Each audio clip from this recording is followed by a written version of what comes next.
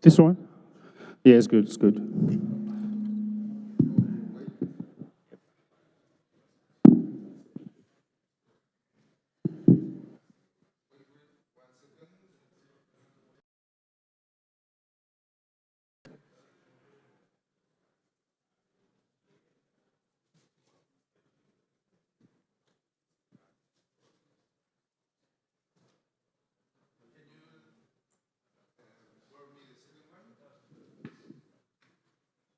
Thank you.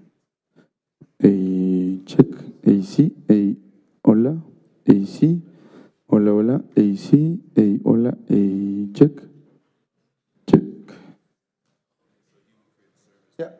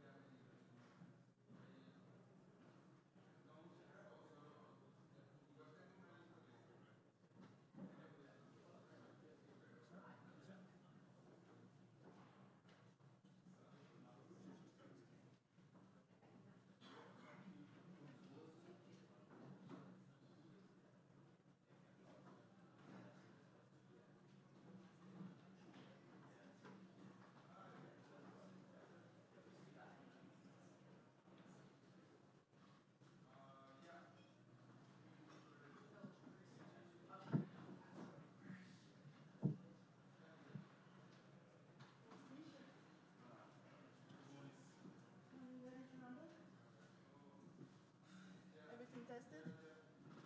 Oh, money here. Send money to Ioana, all the money. Thank you.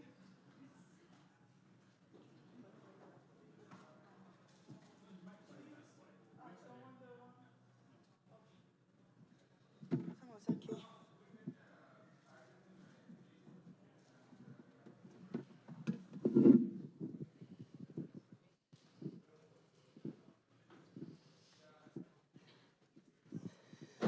I'm just giving one more minute. I see people entering.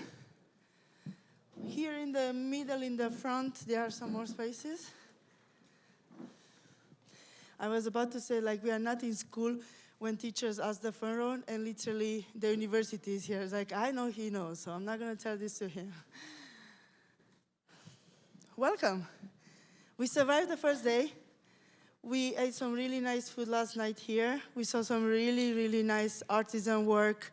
We learned about the ceremony. What did we get? We get the coffee. Anyone got the coffee? Anyone buy it with PCH? Anyone did already the coffee? Not yet. Okay, yeah, I don't have either a machine here. No, but I'll keep it for home. I had a lot of fun at this. Was it good for you?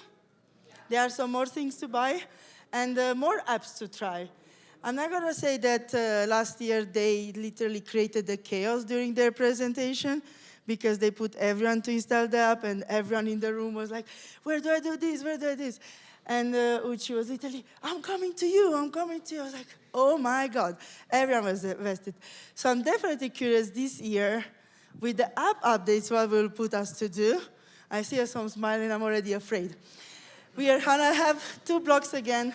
In the morning, we're going to find out about some work at Interledger, some of our partners, updates from their side. And in the second part of the day, here we're going to have an open payments open mic. It's an unconference type. I saw there were 2 proposals outside from the educational spectrum. I think one is from the university that has the educational grantee with us from US, and the second is about recurring questions that we got because people were like, why? I'm going to check the form to see more, but it's still open. We will have around 5-6 sessions, lightning talks. So if you want to present your work related into the financial ecosystem, more than happy to address it, ping me, and I'll add it there. Okay, without further ado, I do invite the Chimoney team to give us some ILP stack updates and app. Be nice. Good morning. Buenos dias. My name is Fahid Ali Balogun, and I head the product team at Chimoney. With me is someone who needs no introduction, Uchi, founder and CEO.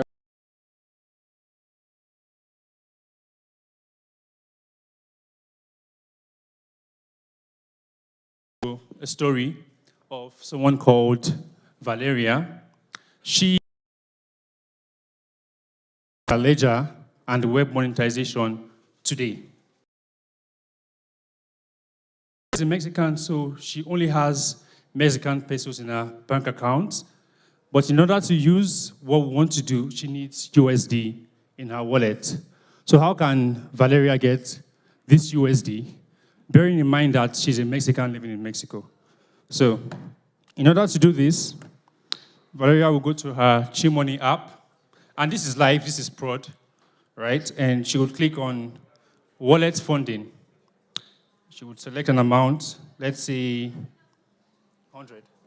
Okay. The boss has said it's 100. So we'll fund 100. And this will take her to, okay, demo. So let's use the other one. Yeah. So that's just like a security feature that... So why that came up is we have some compliance stuff, and we've done too many transactions, testing, and so this account is temporarily blocked. So I'm going to use another account. I'll use the other phone. Hopefully we haven't overdone it here as well. Yeah, Uchi, could you switch? Okay, so we need to show the screen. Awesome. Okay. So I'm going to do 100.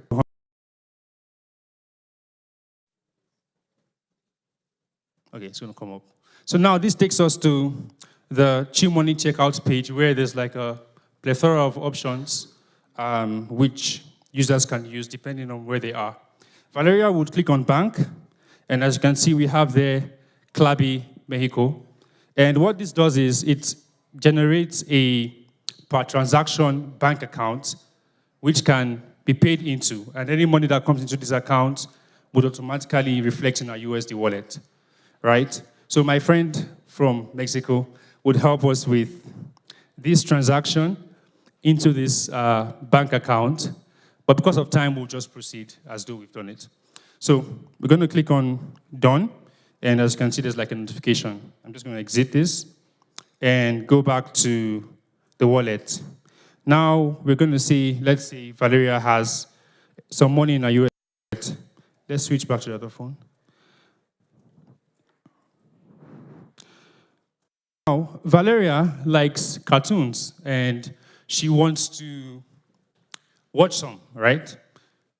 First thing is she would connect her wallet address on the Chimoney app to the web monetization extension, right? And as you can see, just right there, the extension on the top right-hand corner is green, which means that it has recognized this web page. Now, if you come down here, you can see that there are monetization events already happening, which means that payment is already being streamed to the... I would go back to the app, and we can see those transactions in real time. All right, you just refresh. Okay, as you can see, transactions, WebMo payout, right? There's actually a lot of them because we've been testing a lot, right? So now the question is, who gets this money? The creator. So what can the creator actually do with all the money that is being sent? And to make this more interesting, I think we should do a one-time payment to the creator. So to do this, I would just go to the web page and click on the Interledger web monetization extension. And let's see, let's do 50. Okay. Or let's do 100. Let's be generous. So 100. Okay. Let's do 50. So I'm just going to send. And observe that at the bottom here, the event will be created. Okay? Okay, that's another. Oh, did I click back? Oh, damn. Sorry about that. So we'll just do it again. More money. So we're going to do 50. Smaller amount. Okay. So click on send.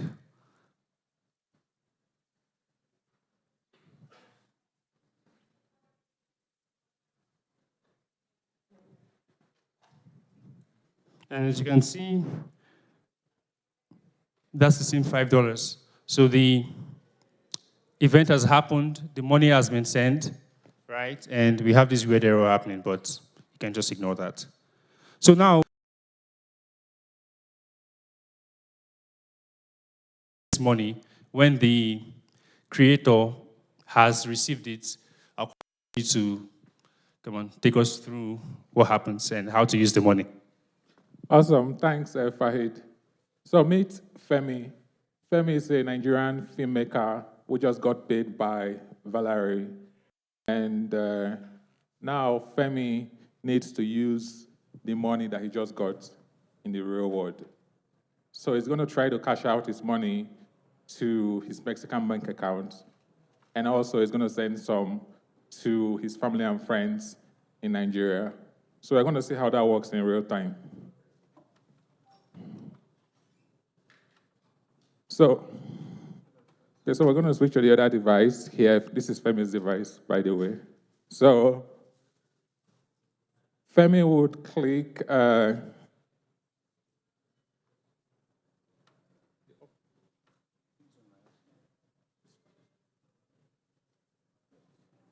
okay, so Femi would click cash out to bank. When he does that, notice that we have 4 options, and most of the options there are instant. For the Mexican one, Femi wants to cash out $80 US. And in real time, you see the exchange rate that we offer. And then we already have a Mexican bank account there. And he'll click proceed and confirm. So, and then just enter a PIN. And then we'll start sending the transaction. So what's happening right now is that we do some transaction monitoring checks, and then we call a partner in Mexico to disburse that payment in real time. And within a few seconds, Simon should get that in his Mexican bank account. And it's instant, and this works not just for Mexico, but also for Nigeria. So now Femi has paid out to himself, and he can pay his bill in Mexico. Additionally, he wants to send to his family and friends also. So he has family and friends in Nigeria. All right, so how he's going to do that is he will click, the balance also reduced, right? And reduced, right? So when he wants to send to family and friends, he click cash out, and then it's also instant. He's going to send $20 to his family and friends there. Select the bank account details, and then select the bank. Once he does that, he will click proceed, and also enter the PIN. And then again, in real time, this payment will be processed after we've done some transaction monitoring checks. We've done additional checks in the background. This payment will be disbursed to the Nigerian bank account. And this is actually my account, so I can show you that this transaction was settled in my Nigerian bank account.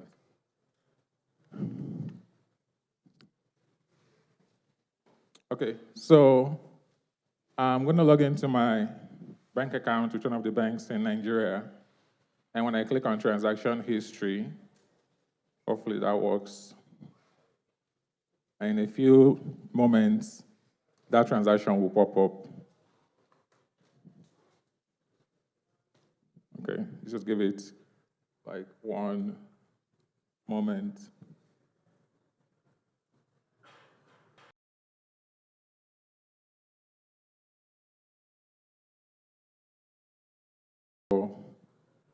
Hopefully okay, yeah, so we see the transaction there, right? The new one, the 28,000 Nigerian naira. It's right there in a bank account in Nigeria. And I'm pretty sure the one we sent to Simon also to Mexico was also delivered. So now, I guess the question you'll be asking is, how can I launch or build something similar, right? So if I want to integrate Interledger, how do I go live with Interledger? So what we've done here is that we have prepared a demo to show you how anyone can launch an Interledger payment experience. So there are three ways of doing this. The first way is to be a licensed account servicing entity, which is, what everyone knows, right? So for this, you would build your own stack. So the assumption here is that you're licensed, you have KYC infrastructure, you have account management already, and also you have a ledger system. However, you need to deploy Rafiki, right? So you deploy Rafiki and all of the corresponding services like the webhook system and things like that. And we've gone ahead to also include a list of checklists from the Rafiki docs to show you what's required to do this. We're not really going to go into too much details, but if you want to learn more, Rafiki.dev has everything that you need to launch or integrate Interledger as a licensed entity. So the next thing we're going to show is an experiment we're working on. We're calling it the Interledger Infrastructure as a Service. So this infrastructure as a service provides three options to deploy or to go live with Interledger. The first option is to use a hosted wallet approach provided by a licensed entity like Chimoney. As most of you know, Rafiki has a multi-tenant option now. So what we're doing is that you don't need to be licensed to use this Chimoney hosted approach. So you can create payment pointers using just API calls.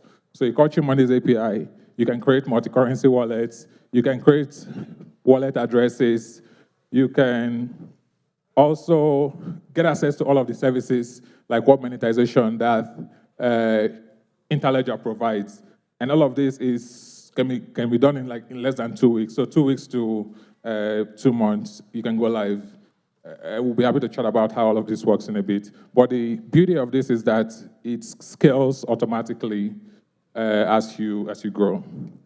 The second approach that we're looking at, or the second option for this Interledger infrastructure as a service experiment that we're running, is the self-hosted deployment approach. So for you to run this, you need to be a licensed account servicing entity. So what we've done is that we've provided deployment automations and templates, which are all available on GitHub, which allows you to run those scripts, and in one click, you can set up the full Interledger stack on AWS or Google Cloud.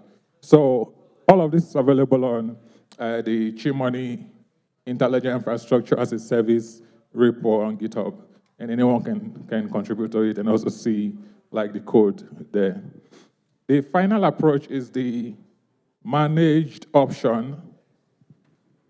That's gonna go.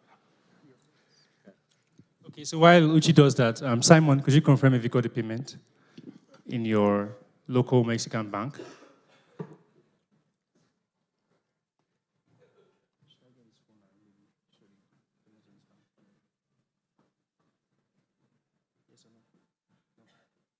Okay, so.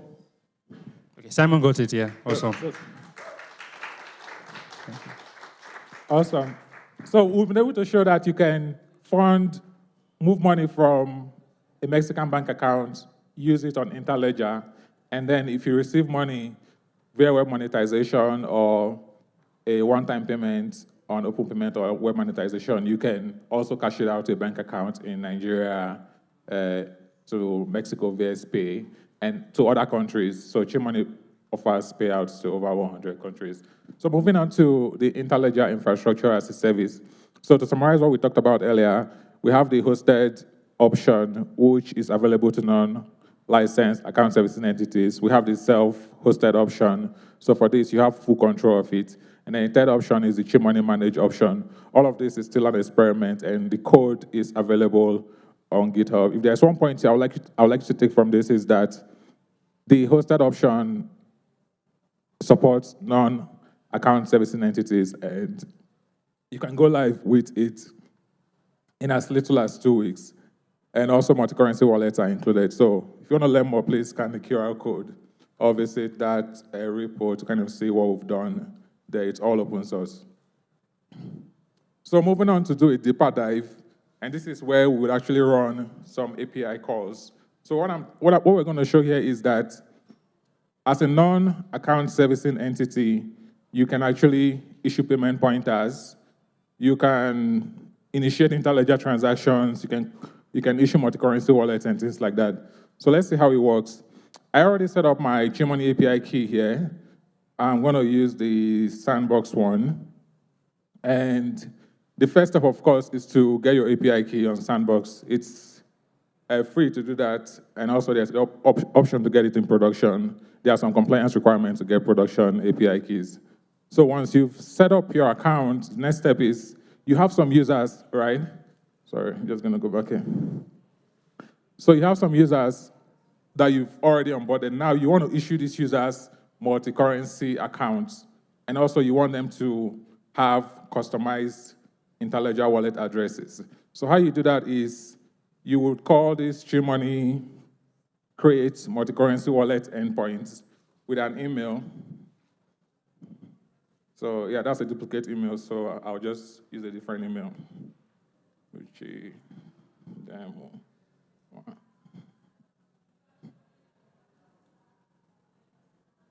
Okay, so I'll use that email, and then I'll make the API call again. And this account is created, and this you can link this user to your authentication system, right? Basically, you give them a multi-currency account. Next step is you want to KYC this user. So Chimoney also provides an optional service for KYCing these sub-accounts or multi-currency accounts. We're not really going to do that now. But the interesting part is how do you issue Interledger wallet addresses to this new account that you just created. So we have the user ID that we just created before, and then we can pick a custom wallet address. Let's say demo 1A. So So when I run the API call, again, it calls the Chimoney API, and then notice that it created this Interledger wallet address.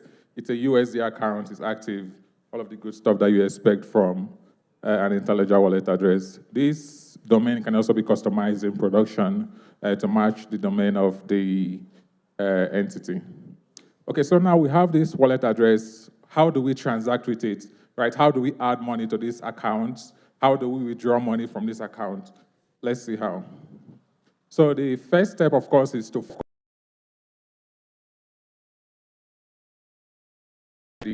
that's the email.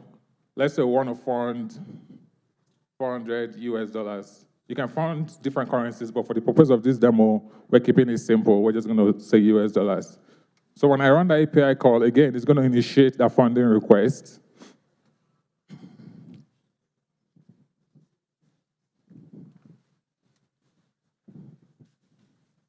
Okay, so I think that might fail, but maybe it's the API key. I just have to choose it. New one.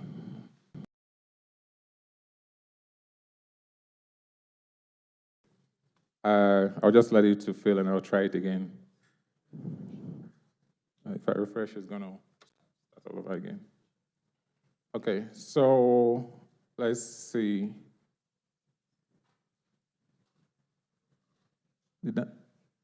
The demo goals have been nice, but I think it's breaking now. Okay, I'm just gonna refresh and start the entire stuff again without walking through it. Okay, so again, we create the wallet address.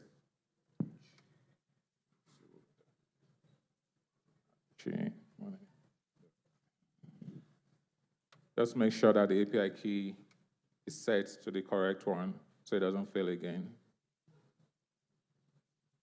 Okay, so that has been created, and then we would issue the wallet address again. So demo 111. We'll run that, and the wallet address again, it's going to be created. Let's see.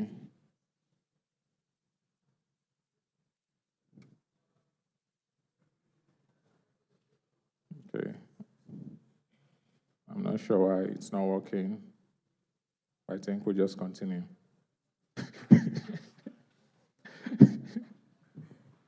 So we'll just continue to the funding one. Let's see if that works. And the demo gods are with us this time around. Yeah, it shouldn't take that long. Probably something with my... I think the API key is expired. Let me see if I can get a new one from Sandbox. You just have to switch here.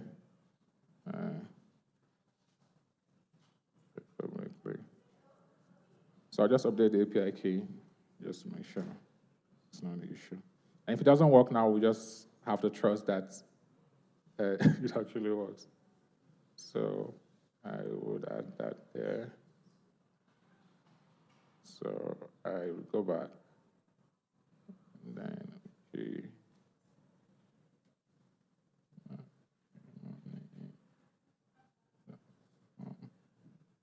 Okay. Yeah, so it worked. Yeah, so she 1, 2, 3. Let's run that again. Fingers crossed. So that worked. Early API key was expired. Okay, so, and then now I want to fund. Let's try $70 and see what happens now. Okay.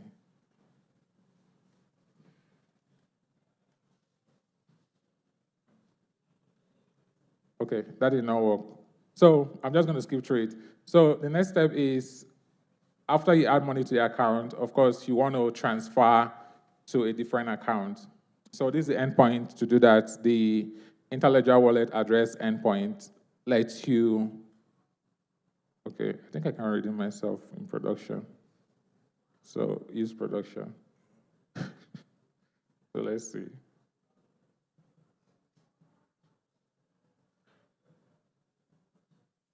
Okay, so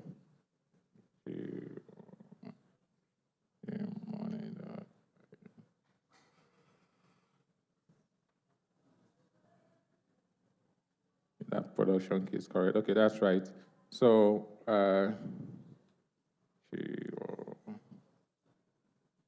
yeah, production should be more stable.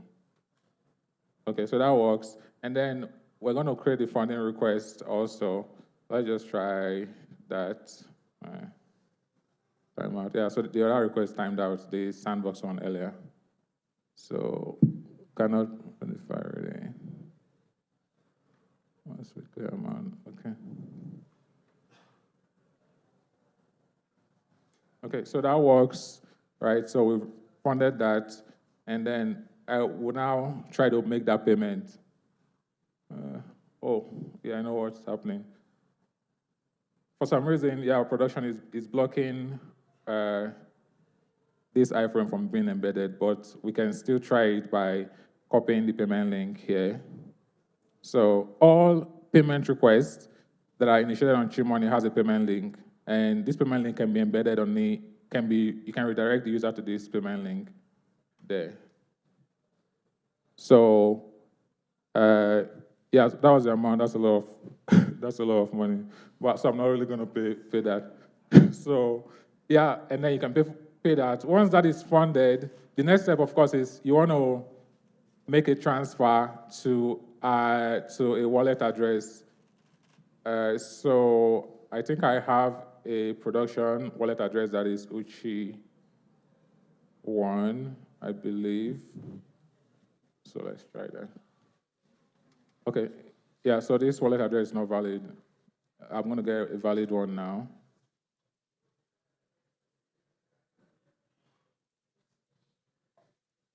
Okay, so I'll get a valid one, 525144944. Okay, so when I send this payment to insufficient balance in that wallet, I guess we just have to skip. Okay, so the point I'm trying to make is that you can integrate and go live with payment pointers, as we've seen. You can create a wallet address. You can enable funding of that wallet address.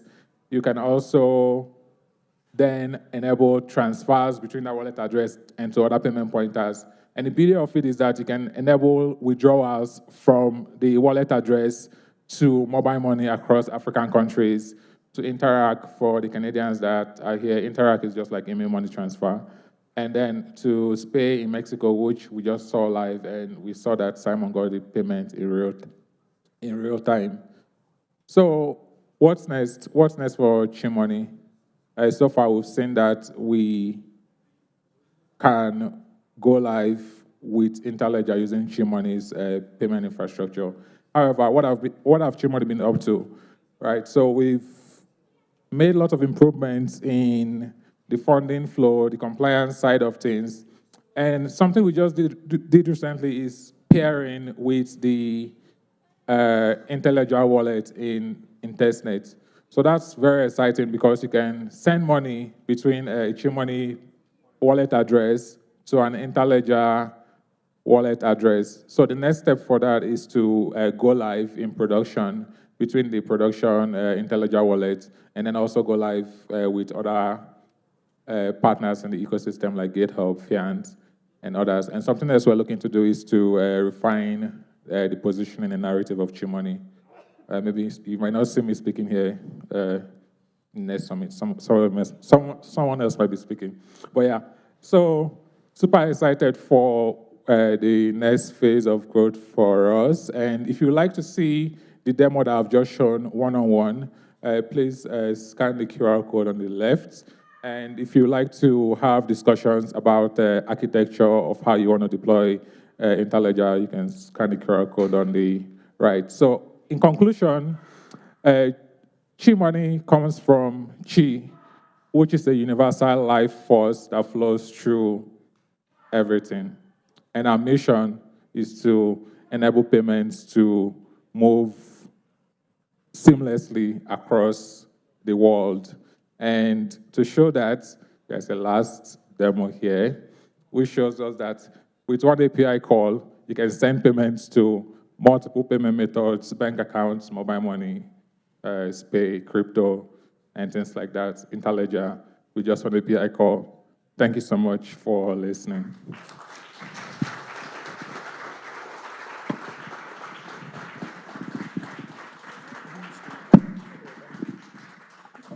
Yeah, I will need one just to have. We will have to have questions, but we are, trying to get more on time back. And you will be around. I saw you guys. You had a little sticker or stuff at the table downstairs. So if you want to talk more with them, they will be around. I'm feeling that I have to invite the next speakers to prepare. And we already know them from, he's running. It's going to be fine. I do expect more from Anna, and let's see if they're also going to be on stage. I'm kidding. Anyone that was yesterday at today's talk with it's fine, it's fine, it's fine, and you came for more, I'm not sure what that tells about you people. I'm joking. By the way, for the people that are new today in the room, half of what I'm saying is real. Half I'm trying to be a comedian because who knows if Interledger will still have me around next year. You never know with this economy what's going to happen. My mic? I'm not going to give you my mic today. I'm only going to let Anna speak today because, we know, we don't trust you there. No, I said that this part will be a mix of technologies, and I think it's very important to understand what happens behind the nice things that we share with, this application here, this there, and to understand literally how things work. And we are ready, or we are not. We are ready. Anyone that added a topic for the open mic session? Are you shy? Maybe we can talk about design system. I see a designer in the room. No pressure. No pressure. I can point at each one something to speak about. Annie, if you want, be careful, be careful. We can give you the mic. Yes, in the back there. I think that just to mention, the open mic is literally an unconference. You can propose a topic, either to present it yourself or to ask someone from Interledger ecosystem to present more about it. We're ready to rock. Then let's learn more about pain pointers and SEPA. Do you need my mic or not? No. Okay, perfect. Roll it. Thank you. Okay, let's go. I hope you can hear me. So, hey everyone, my name is Anna. No? Oh. I'll give you mine. Okay. Easier. Okay.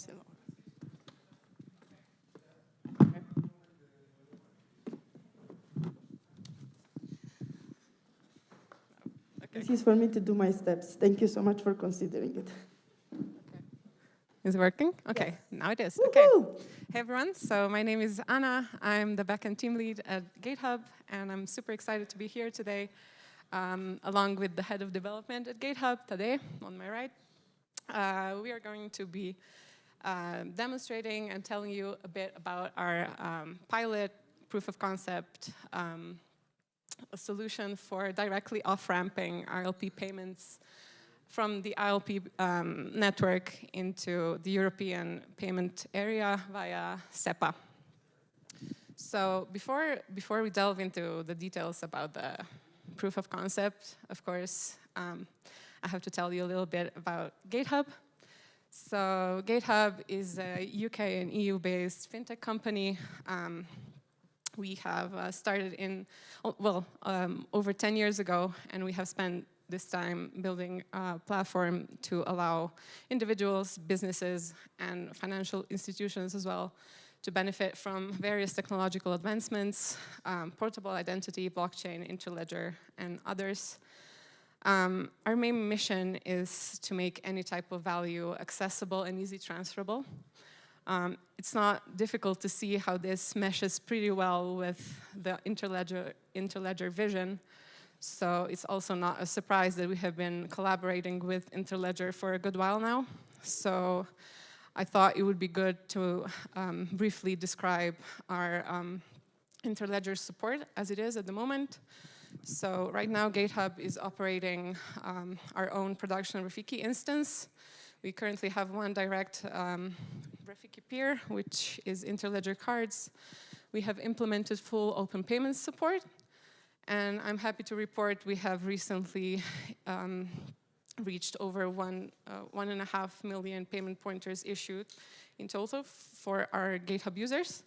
And we have recently started issuing payment pointers by default for all newly created wallets, and also this also includes crypto wallets on the Ripple ledger.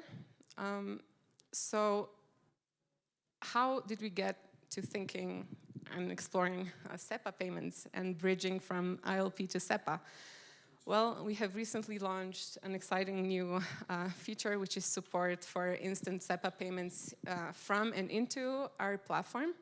So it was a natural consequence of this that we started thinking about how we could bridge these two networks. This sort of fits with our entire mission and gives us a good opportunity to think and build something in collaboration with Interledger. So why would we need a bridge at all, right? So receiving a payment via ILP, when you get a payment to your payment pointer, the funds are stored as a digital balance by your wallet provider, which is the ASC, right? They don't automatically reach bank rails or any other payout network. So you always need an additional step to make those balances or those assets spendable, right? So to access the funds beyond the ASC wallet, to transfer it via SEPA, other banking rails, or crypto rails, right? Your ASC must directly support that payout rail, or you usually have to onboard with another provider and do some manual steps to transfer those funds there. So all in all, real-world spendability directly depends on your wallet provider's capabilities. So this got us thinking, could we find a way of directly settling a payment to your payment pointer to an European IBAN, which is the SEPA network address, right?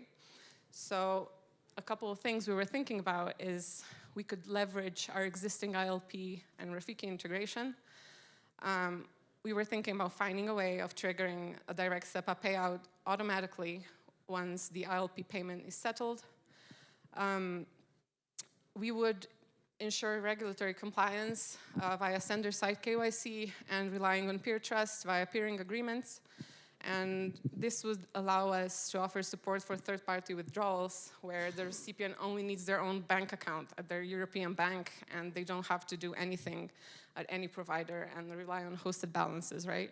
So our idea was to, for a transfer to a payment pointer to be directly routed to a bank account, and the recipient doesn't need a wallet or a hosted balance. So the solution, the proof of concept we came up with is the concept of a special type of payment pointers, which we call SEPA payment pointers. Well, in fact, they're just normal payment pointers that we treat a little bit differently because of their specific name, right?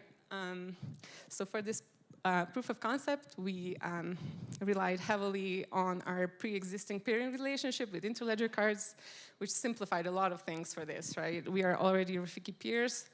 Interledger cards relies on KYC provided by us, and Interledger cards already has an agreement and a solution found for funding liquidity wallet at GitHub, right? So those were all circumstances that made this much faster to implement.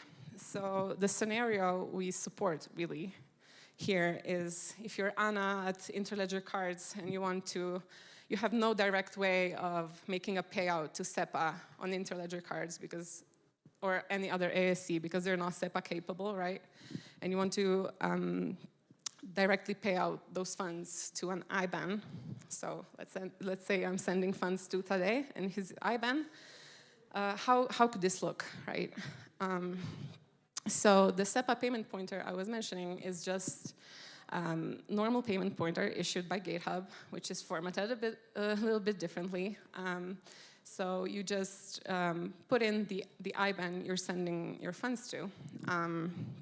So in the scheme, so Anna is starting with Interledger cards and is just triggering an ILP payment to the Interledger direct peer GitHub.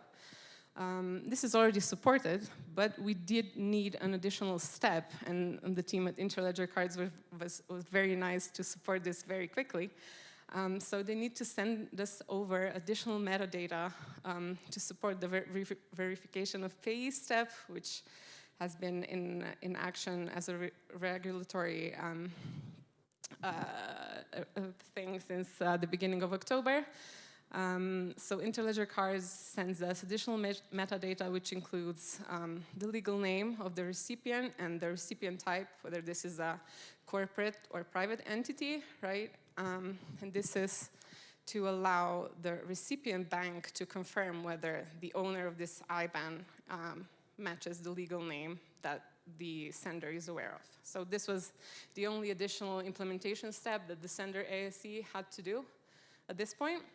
So otherwise, this all behaves as a normal ILP payment. So once GitHub processes this deposit, right, we automatically and immediately trigger an off-ramp payment to SEPA rails. This payment gets funded from a pre-agreed upon liquidity wallet at GitHub. And ideally, this SEPA payout gets paid out instantly unless we sometimes fall back to standard SEPA, which takes a couple of hours. Yeah, so this is how it ideally works. And now we'll have Tadej show us a little bit about how that works. Yeah, hi. Can I start with a joke? It's fine. It's fine. So we put this in production last week on a Friday, and Anna said today, if this will not work, you will do the demo. So I have a demo today, and it's working. So, okay, let's first start with the GitHub wallet. We did a couple of things, not just these IBANs. So as you can see your payment pointer address right in your wallet immediately. You don't need to go to the advanced and then to the Interledger settings to see your payment pointers. One other thing, I think that there was a blog post from Sid about, let's say, non-standard payment pointers name. So we also changed that a little bit. So if you create a new payment pointer, you can have like a custom name now, since last week. But yeah, okay. And also, you know, users had a problem. They were like, today I'm on GitHub and I cannot see Interledger settings. And I was like, oh yeah, you're on the XRPL wallet. And they were like, what is XRPL wallet? And I'm like, okay, just do these steps and that's it. So we also added support for the XRPL wallets. So you can receive funds through the ILP directly into your XRPL wallet. Yeah, through the Interledger Protocol. Yeah, that also works. We support both XRPL and Zaho at the moment. So let's first let's try that one. So this is my payment pointer, and I will go to the Interledger cards, and I will just send money to myself. Because last year I spent too much money sending to everybody. Right, Jana? Oh, she's not here. Okay. Let's do like I don't know. Those are euros. Let's say 2 euros. I will do 2 euros. I will review the payment, and I will send it. And fingers crossed. Have here 4. Let's just wait for a couple of seconds. Refresh page, and we should see there 6. Oh, I'm on Wi-Fi. I'm on Wi-Fi. Let me connect to the hotspot.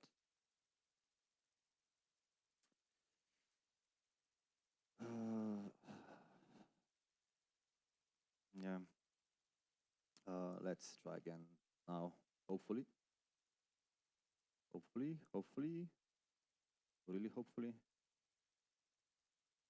Really hopefully. It's fine. Okay, yeah, so I received 2 euros into my XRPL wallet. So I have now the balance here is 6, so it means it's working. 1 minute ago, it says 1 minute ago, so this is the correct transaction. Okay, yeah, we speak ILP, yes. But basically, you know, you will see the deposit was made from the, if you go under the transaction, you will see the you see the deposits from AirHot, that is our hot wallet on the XRPL, through which you receive funds. In order for this to work, you need to have like a trust line. I assume that you don't know what a trust line is. Trust line means that you can hold other assets in the XRPL wallet, so you have Euro trust line. If you don't have it, the transaction will still go through. The funds will be, let's say, stacked, and when you have trust line, then the funds will be released. Okay, now for the fun part. Let's say that I want to send money to myself to my bank account. So I have a Revolut bank account. That is European, very popular thing. Yeah, let's do. I need to find one of my transactions. I think it's this. So this is the payment pointer that Anna talked about previously. So I'll do just send again to my Revolut. And very cool thing about this is that you don't need to go on GitHub and create this payment pointer. You can just, I don't know if, oh, Alex, hi. If you would give me your IBAN, I would just be able to put the IBAN here, and that payment pointer would be created automatically on the GitHub site, and that's it. So Anna talked also a little bit about the verification of pay. That is, Europe is very nice in terms of the regulation.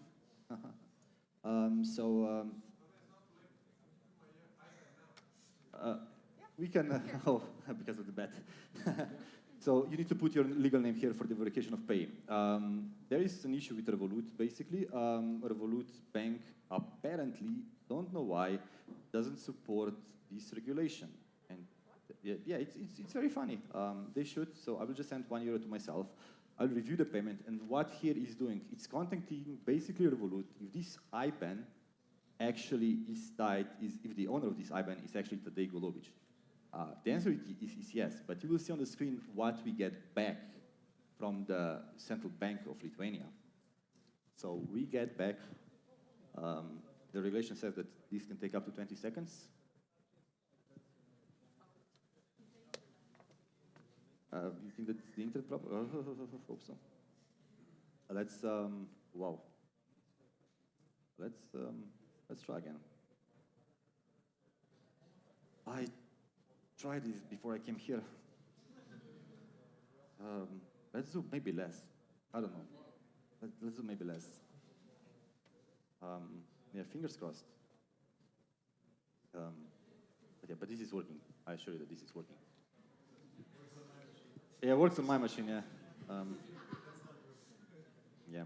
Let's wait. Let's wait. Okay. So you see here verification result. We were unable to verify the recipient's name because the recipient's bank does not support the name checks. Please double check the account details before proceeding. So regulation says we need to show this result to the user, and user can decide if he wants to decline or send. I will do send here because I know that is mine account. So let's just do send. And if there is any justice, this will go through the SEPA instant payment. So we can see here that the ILP payment was completed. So let's connect my phone. Let's connect my phone here, so you'll be able to see my Revolut. And if not, I will do one transaction again. Let's go to Revolut here. And moments ago, I received 10 cents. Ta-da!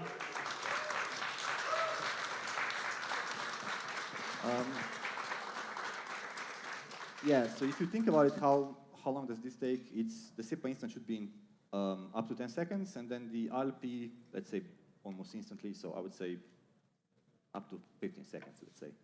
And then you have money in your bank account, and you can spend it whatever you want. Alex, I think that we don't have time for me to send you the money, so we will do that. We'll do that later. We will talk about that. Yeah. So let's just continue with the I don't know where the mouse is. With the presentation. Yeah. Okay, so now that we saw a demo of our proof of concept, you might be wondering how onboarding new users for this SEPA off-ramping could look. So for now, bringing a new organization onto the SEPA off-ramp solution is fully based on peer-to-peer agreements, right? So some aspects that would need to be addressed via peering contracts would be KYC data exchange for payer verification. The organization would have to be onboarded and go through KYB checks on GitHub. We would need to sort out Rafiki peering and settlement details. And of course, additional ASC to ASC integration steps, mainly to support verification of payee flows. So these would be the main things to address. How we could support additional off-ramping. So as you saw earlier during today's demo, we can also support off-ramping to non-traditional networks, which currently includes Ripple Ledger and Zahao. So in this situation, the same ILP flow as we know triggers a direct payout onto crypto rails. Of course, we can't conclude a proof of concept pilot demo without addressing some open questions here, right? So how would we address the problem of non-direct peers and off-ramping in that case? So there are two main things we would need to solve here. So we would need to consider KYC, relevant regulation, and off-ramp specific data traveling through the entire chain. So it's not enough to just send from A to B or from B to C, but it would have to travel transitively through the entire chain. And there would need to be a way of sharing additional information required for the off-ramping, and this would have to be pretty generalizable, right? Otherwise, we would end up in a situation where everyone in the chain would have to talk to GitHub and ask us how to implement the verification of payee step specifically. So yeah, these are some open questions with this. I was very excited to hear that Interledger is working on integrating KYC data traveling throughout the protocol, so that would address a bit of this. But yeah, we would be excited to talk to Interledger and everyone else a little bit more about this and the possible solutions. They are there. Oh, okay. The Rafiki team. Yeah. Okay, so this is it from us. I hope you enjoyed this and found it as exciting as we did. So yeah, any questions or comments? Thanks.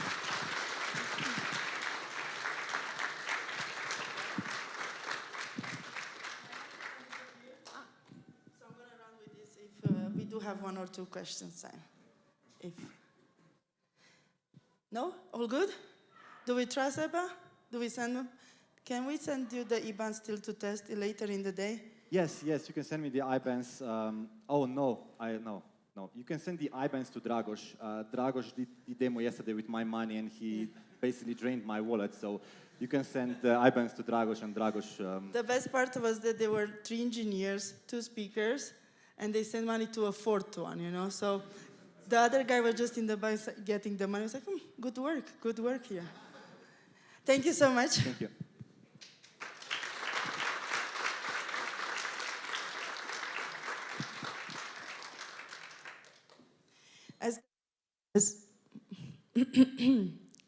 I hope I'm not censored here. But as the rest of the speakers, they are going to be around still today. So if you see them around and still have a question, more than happy to reply for sure.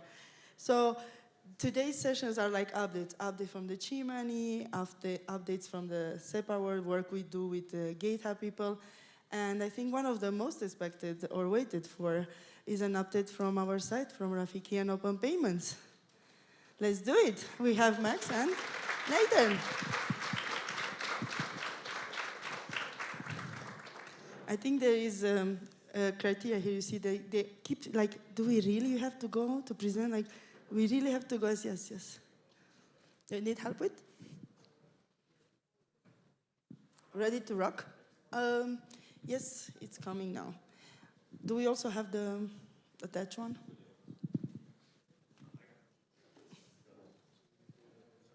Do you want the hair? Yes. I already give you the torch. Let's rock it. Thanks, Alana.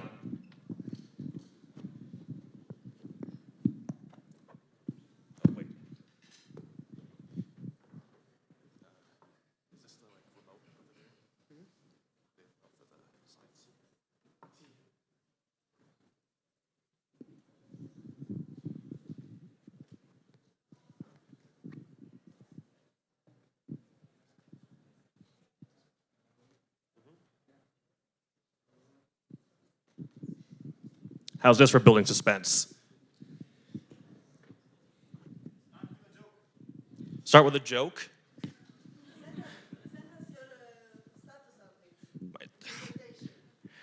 I think a YouTube link is really awkward to like say out loud.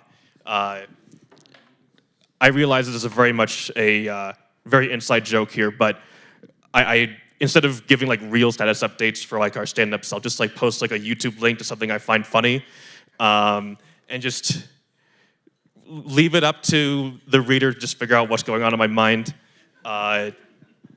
So as you can tell, I'm such a team player, just such a team player.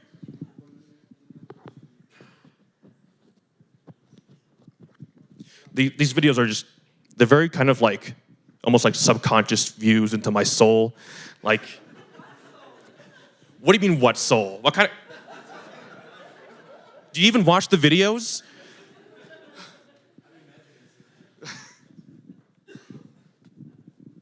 Well, I think what we've got ready for you was gonna have plenty of soul. So, I hope you, if there's one thing you take away from this, is that we have at least some soul.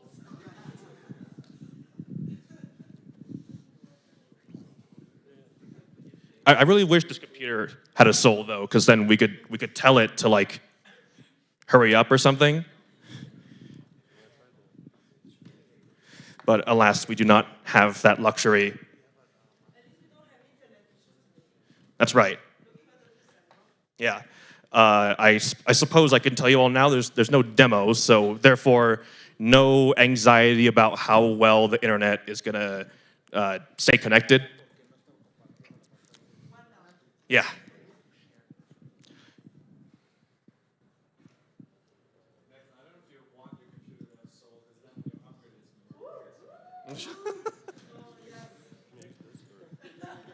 I think when they do get souls, they're gonna remember what you said.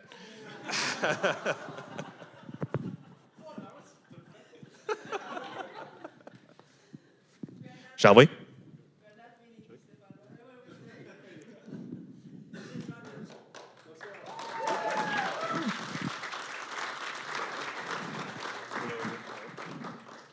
Hello everyone, my name is Max, I'm a lead of Rafiki team, and I have with me... I'm Nathan, I'm also a member of the Rafiki team. You know, I also contribute and more or less just keep Max on his toes. And we're excited to show you some new updates that we've put together over the past year for Rafiki. So to kind of just make sure that everyone's on the same page here, I know Rafiki tends to get said a lot here without a lot of context, but just to kind of give a brief overview of what it is, Rafiki is a set of services that run, they run an ILP connector and they implement open payments, which, you know, it was conceived as kind of like a really easy way to join an ILP network. And, you know, in the past when we were developing Rafiki, you know, we used to kind of have a rather predictive method where we would try to like, you know, speculate on what sort of real world use cases and scenarios might need to be developed for. But as more and more like real world deployments of Rafiki come online, we've had the opportunity to hear more from our integrators and cater more to their needs and experiences. And so combining both that and, you know, continuing to rely on our intuition, we've been able to put together these features over the past year. So first one, integrators often ask, I want to participate in a payment network with minimal integration requirements. And so we asked ourselves, why not reuse an existing Rafiki instance? So we came up with the concept of multi-tenancy, which, if I may kind of add a little commentary here, I find myself worrying sometimes that calling it multi-tenancy kind of brings up the idea of, say, like a relationship between a landlord and a tenant. But I just want to reassure everyone in the room that the way we've implemented it here is, it's a lot less, shall we say, parasitic than that. Look, we named this thing after the Swahili word for friend. So we just kind of want to stay in that neighborhood of that kind of relationship, right? But anyway, with multi-tenancy, Rafiki is now able to host multiple tenants, as we're calling them, on a single instance, each with their own dedicated set of resources and configuration options. Such things would be like wallet addresses, they can configure their own identity providers, peering relationships, manage their own liquidity, and different sets of supported currencies. And in order to kind of orchestrate all of this, all instances have what we're calling an operator tenant, which has elevated permissions to manage other tenants, onboard them onto the Rafiki instance, and so forth. So here we have a diagram that kind of shows the basic shape of multi-tenancy. You can see kind of in the top left, the top left, what represents the operator tenant. We can see that it's running a Rafiki instance on which it and all the other tenants are hosted. And then the other three parts of this diagram all kind of connect with that Rafiki instance and use that connection to initiate payments without actually hosting their own Rafiki infrastructure. Another aspect we had is more from the perspective of the Open Payments client. So a client sometimes doesn't need to make payments, right? Sometimes it just wants to say, I want to verify that the person really owns this wallet address. So in other words, as an Open Payments client, sometimes I want users to just be able to sign in with Open Payments. And to illustrate an example, you saw the diagram 2 slides before that was done in Excalibur. Beautiful diagram. So if to take this, right, Excalibur is just a platform for diagramming. I'm an Excalibur developer. I love it. And they have like a screen where you have all the different providers you can log in. So there's Facebook, GitHub, yep. Is that better? And in my ideal world, my favorite diagramming tools uses my favorite login method. It's Open Payments. And this is again in Rafiki authorization, we use our auth protocols now. So it's like the successor to Auth2. And just to give some more feedback, right? NAV stands for Grant Negotiation Authorization Protocol. It's it only stands for that. There's no other names you can make for it. And what we did is we just went through the specs, and all we had to do was really extend it. So before, when a client wanted to make a payment request, right, they would need access to make those payments, right? And now in GNAP, you can just add the subject field. So instead of asking for receiving access in a grant to make payments or outgoing payments, incoming payments, you just provide the subject field with the wallet address that you want to verify. So, for example, I simply provide, I want to have the user check that they really do own ILP link Nathan. I really hope you reserve this wallet address if you haven't. So I really should. you really should. I really should. Just a quick flow of how that works, right? So Open Payments client would augment the request and request ownership confirmation to Rafiki. Rafiki passes on to the account service entity at the your identity provider that you would be used to. It will look like something like this. Whether you're just asking the IDP just ask, okay, do you really own this wallet address? And we really hope we do have the name because we hit confirm, and we would just simply redirect back to the Open Payments client, and we can proceed in saying, okay, Nathan really owns. Another thing, an ask that has been come up a lot is, as an Open Payments client, I want to show my user how much balance there's left on a grant. So if you remember the presentation from yesterday in web monetization, this is the screen that kind of shows the budget. And if you look closely, right, you have the remaining balance there. And right now, our poor devs on the web monetization team have to do this manually. And to make working life with Ioana and Bibi from the web monetization team and the devs, right before they were they had to take care of that on the client side. And yeah, like I said, to make life better across all the teams, let's make it easier for them. So now we just query the API, and you get back the information for how much balance you have left on the grant, something like this. So again, just really trying to make it easier for clients as well to have the sort of user experience. So in addition, we've also gotten requests from ASCs to be able to transfer data securely during a payment with the recipient ASC. Usually when they say data, they refer to things like the sender's information, private payment metadata, or a reference to the user in question for such a payment. So we decided in order to achieve this, let's just use something we already have, Stream, or ILP Stream, which is the transport layer protocol for Interledger. Listen, it just transports stuff, okay? Don't get any funny ideas. So here we have a diagram of a single packet that is sent over a ILP Stream connection. And within the structure of this packet is an encrypted segment of data that, or encrypted set of bits that is reserved for arbitrary data. So we can use this frame to include the encrypted data to be exchanged.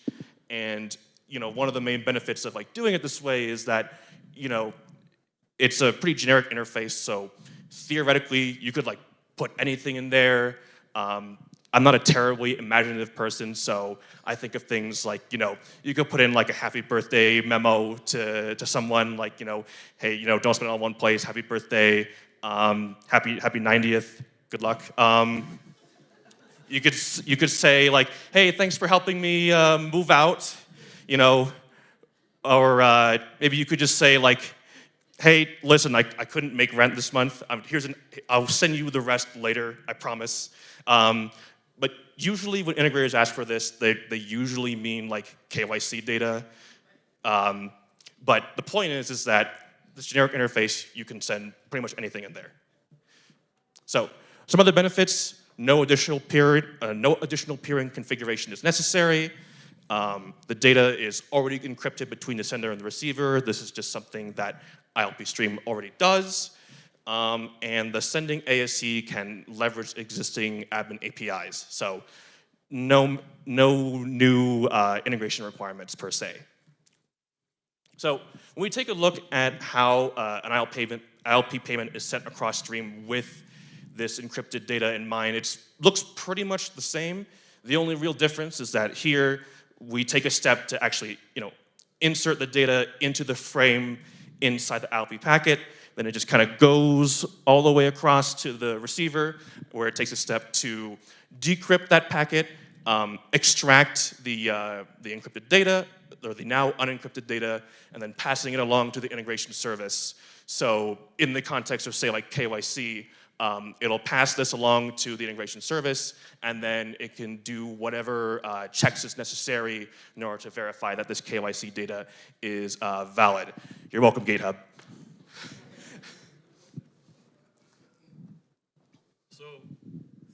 Card payments are ubiquitous, right? Whether that's you buying coffee with a card, buying tacos, payment for your landlord, anything is possible, right? This is a pretty common ask, right? As an AC, I want to be able to provide cards as a payment method for my users. Likewise, an AC would also want to allow users to accept card payments.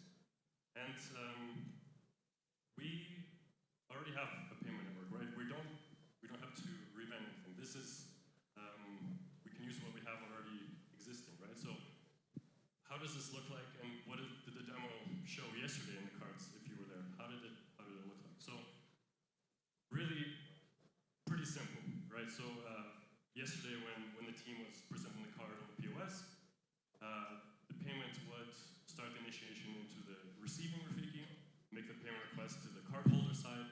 All the wonderful check that needs to happen on the cardholder side is done, like checking the card signature. This is better. To the sender, and then we go back to our beloved ILP network and make our card payments on the ILP. And then, again, the receiver is credited and everyone's happy. Again, so since payments are done over ILP, there's no centralization, right? Unlike traditional card payments where everything has to go through a central switch. So that's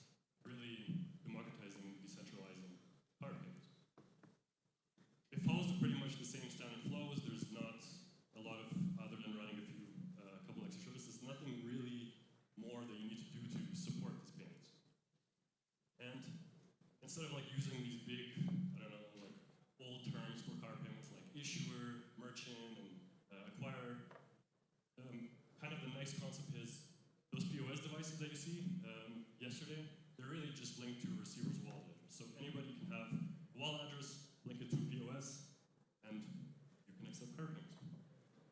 ASCs are fully in control of their card printing, POS device issuing, and yeah, of course, everything is also open source, so really empowering people to become their own card issuers, POS device issuers, and all this powered with the ILP node. And one thing I'd like to add is we did a majority of this work over the Rafiki work week that we had, and what I love about working with such a team is that we can have this feature ship with so many people contributing to it. So I'd like to have a round of applause for everyone.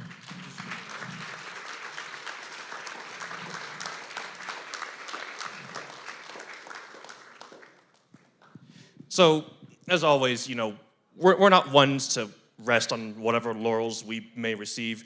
We're always looking to improve further, keep listening to our integrators, and as part of that continued discussion, we have devised some further developments that you can look forward to.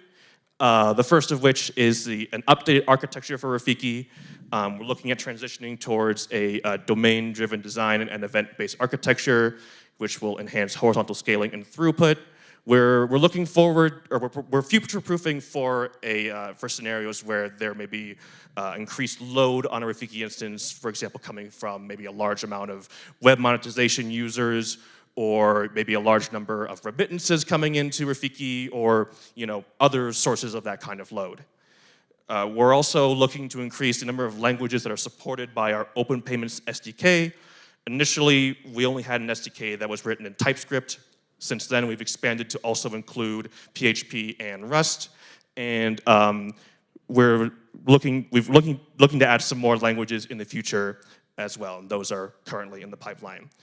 And of course, we're always listening to our integrators. We're always looking to see how we can augment our APIs, enhance Rafiki further, or just make things easier for them to integrate with Rafiki as well. And that's it. Thanks for listening. Hope you're excited. Do we have time for questions or?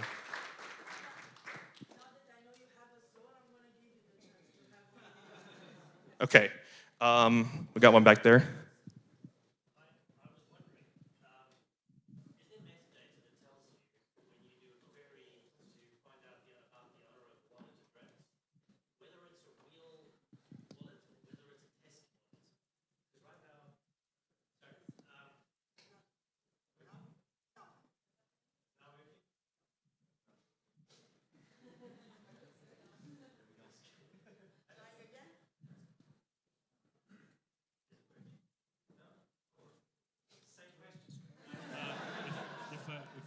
Is the mic on here?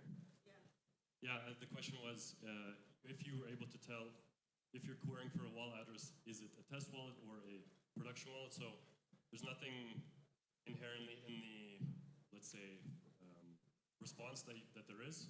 Of course, you can always add metadata to the wallet address response. Trying, obviously, the way to test if you can process funds to that wallet address would be getting a quote for it. And if there's no connection, the quote won't work. So if you really want to process transactions with a, how do you say, you will fail early. Let's just say that's really a test wallet. It's not real simple. This wallet is on test bed. This wallet has real money. Not necessarily. Like it would be in It would be in the URL. So it's a resource server. If you're hosting it, it would be in the URL.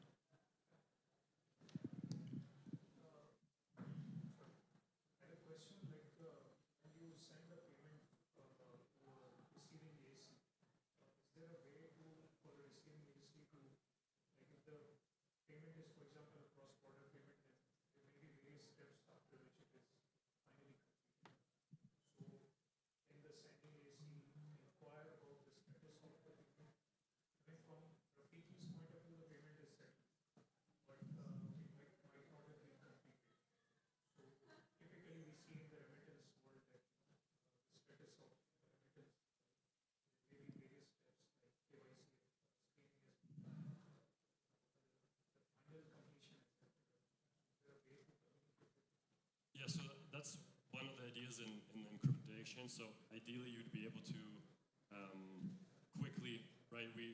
I think really the point of the protocol is to make payments very fast, very quick, and the idea is yes, you would be able to, let's say, just maybe approve or not approve. Yeah, sir.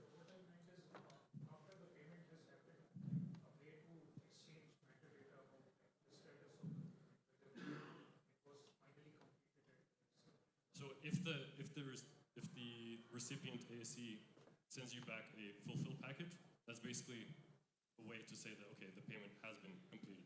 Likewise, you can also augment the incoming payment resources to say that yes, the payment has been done, and the receiver has full control of what they show in an open payment. So let's say a payment has been done. If you want to add metadata to it at any point, you could, and then the sender AC or any open payments client can query that and give back information that, whatever it needs.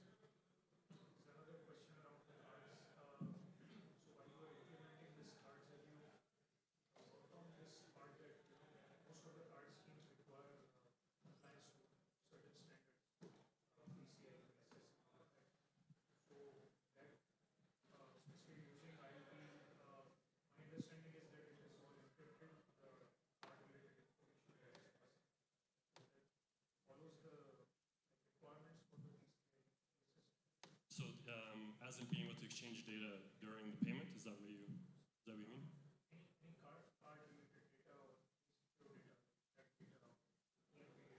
Oh, yes. So essentially, if we go back here, when the card is presented and the card chip signs the transaction, that gets passed through into the request, such that the cardholder ASC can verify the data. So that was happening in yesterday's demo. The card signature gets passed through. Obviously, as a cardholder ASC, you know that the public key of the card is there, and you can just check that the transaction is legit and comes from the person owning the card. Yeah, I had a question around the card stuff, and I apologize to see the presentation yesterday, so I'm sorry if that was already answered. But basically, is there a concept of an interchange fee, so like a way for the card issuer to make money? I know that merchants don't like it, obviously, but that's kind of how card issuers kind of finance operations. How would that work? I think you could just incorporate into ILP payment. So knowing the source of the payment, you could, right? So because it's up to the cardholder ASC to determine like the outgoing payment, so they could tack on additional fees as they see if it's a card payment, for example. So, but it would be on top of that price. It would be on top of the price, yeah. Because at the end of the day, right, it's really up to the AC how much they charge the cardholder. So at the end of the day, the recipient just cares about how much money was in. So for example, for a purchase, right, you get $10, but then again, the cardholder can decide to how much they really want to spend. Thank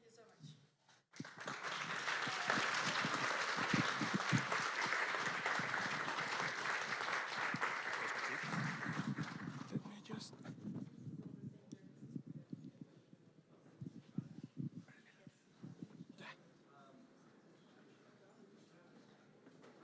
One of the thoughts I had not too long ago was like, I wonder if you could, like on the receiving side, give everyone just a slight discount. Yes, yes, it works. So the microphone was that uses the same frequencies, so two mics cannot go at the same time. So yes. I do look in the audience for the speaker to set up.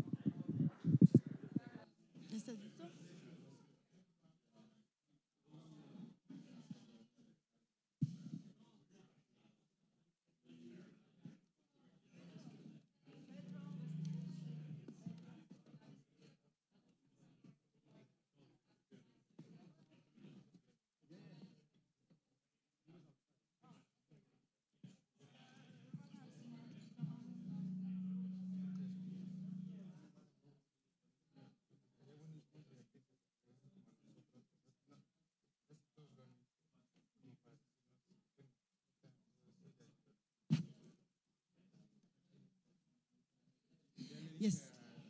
Mhm. Así. Sí, sí, sí, sí, sí.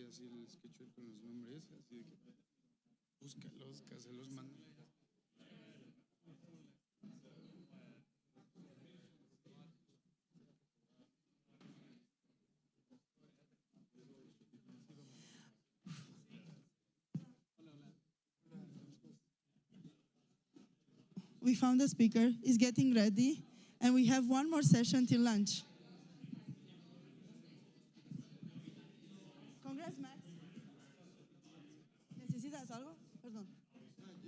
Okay, okay. ¿Todo bien? Congrats.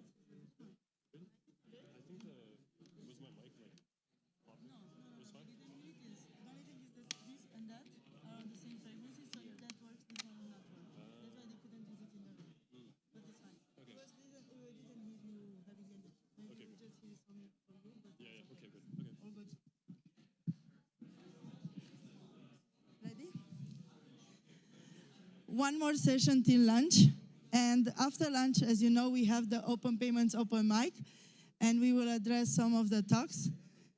Should I mention some people in the room with talks? No? They are afraid, I see.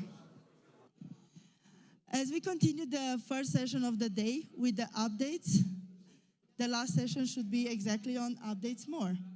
And we have our partners from MIFOS to tell us more about the PCH connector that they have implemented. And if the gods of demos, the internet, everyone that we involved since yesterday to help us with technology, less the engineers, work, we'll have it. This is me. Is it no? The mic. The word is mightier than the soul, you know. They said, woo! Yes, we have it. We ready? I'm ready. Let's rock it, Victor. Thank you. Hello.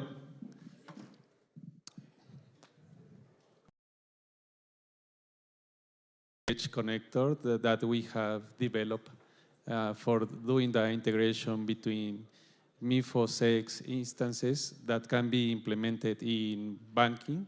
So then the financial institutions can also implement this connector. This is an open source development that has been done by the MIFOS community.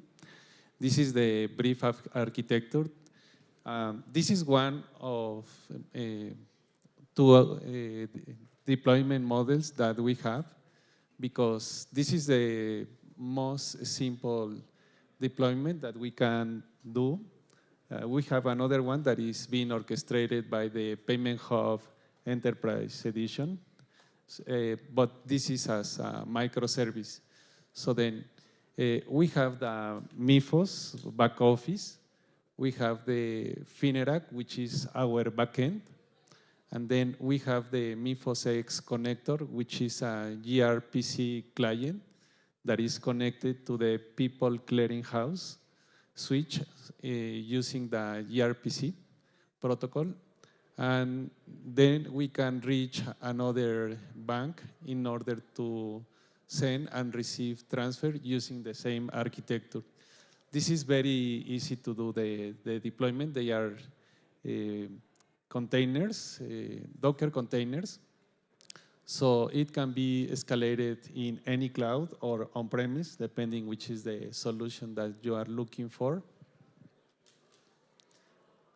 Also, we can do a person-to-person transfers. In fact, we have an example at the end of this presentation. This is a working example because we can transfer money to a mobile client. In this case, is the PCH mobile application. In this way, we can send money to the person. This is the architecture that we have followed. We have our controller, which is the API REST endpoint. We have the party, participant, and transfer. These are the method that has been implemented. Also, we have the data transfer layer. This is in order to handle the request and response And also we have the service, which handles the logic in order to do the account lookup. And also we have the connection to the PCA switch in order to process all the information that is sent by the server. And well, we have some beans in order to handle all the events that occurs during the transaction. In this case, for example, the authentication, the start stream, the party lookup, the participant, and the transfer. This has been implemented using the proto files that are provided by the PCH team. So this is very important to note that we have the security that can be implemented as basic security, JSON Web Token, and all the information is transferred using HTTPS or TLS. And also we have the utilities in order to do the logging, the monitorings. Also we can implement events in order to handle as webhooks all the transactions that are happening inside of the core. And we have a journal. That journal is important to do the traceability of the transactions that are happening or that are executed by the teller or the administrator of the core banking. And well, this is built on top of a gRPC client. This has been developed using Java. It has been developed on Spring Boot. So it is easy to understand and also to modify depending your business needs. And also there are some regulatory requirements that can be implemented or extended. For example, if you require to add another security layer like an HSM, it can be easily integrated into this application code. This is the screen that we will be demonstrating at the end of the slides. We have the customer. In this case, the customer is Victor Romero. We have the functionality that is available on the savings account for doing the interbank transfer. In this case, I have to type the mobile phone number that I want to use for sending the money. It will retrieve the information of the page that will be used for the transfer. Once I have executed the transfer, I will receive the notification. And well, these are the public endpoints, so then anyone can test this implementation. This is Mifos Bank 1. We have created fake accounts, but you can test it. The credentials are also in the presentation, Mifos and password. This is the default credentials. And some savings account that can be used. And this is the product that we have built, this wallet, and the currency that it is Mexican pesos. We have the bank tool, which is another instance. And the credentials are the same, but we have different customers. And the mobile numbers are linked to the savings account. In this case, I'm going to show this in a demo. Let me.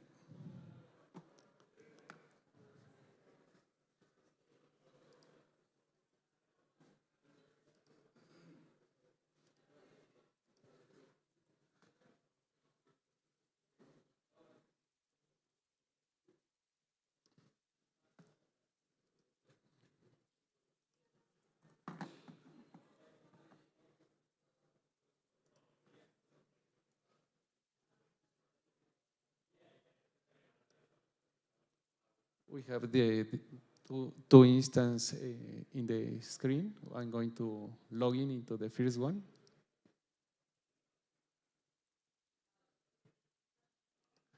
These are the MIFOS out of the box. You can customize the system, and also you can create different products, savings, loan, shares products, and you can open accounts for customers depending which are your business needs.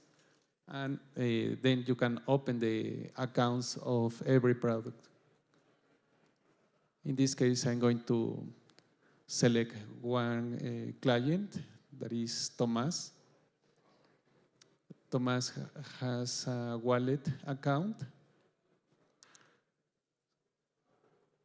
I'm going to do the interbank transfer.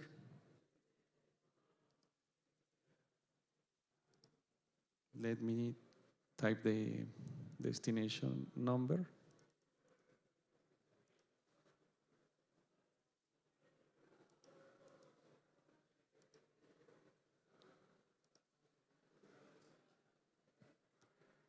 It is doing the number lookup.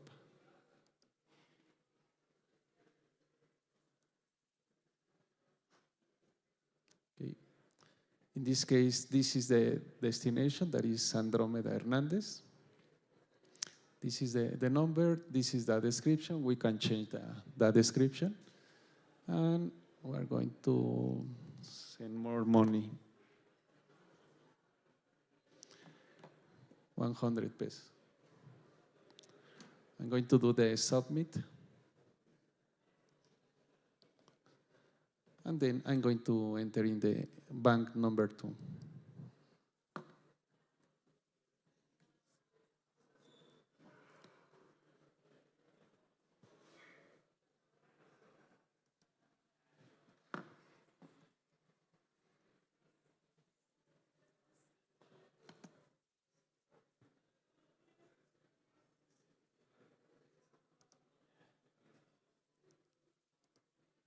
I'm going to select the client, that is Andromeda. I'm going to select the account. I'm going to transaction just to check the transaction that I have done. And this is the same transaction. Yeah. So this is a working example of the transfer using the PCH connector. And as I have mentioned, we can use the same interface for sending money. For example, I'm going to send money to Blanca or to Pedro. Yeah, Blanca, let me. Blanca is the millionaire people here in the room. 55, 19, 50.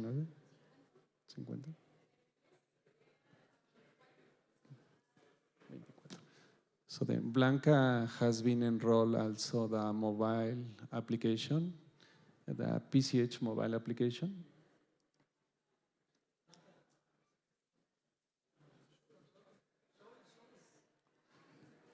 This is Blanca Mendoza. Their account, her account is in Black Bank Test. This is a different bank. Let's do this.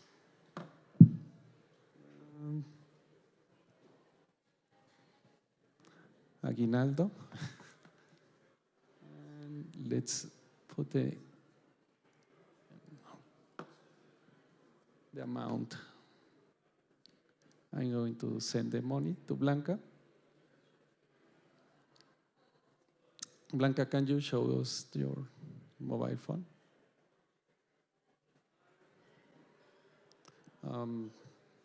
But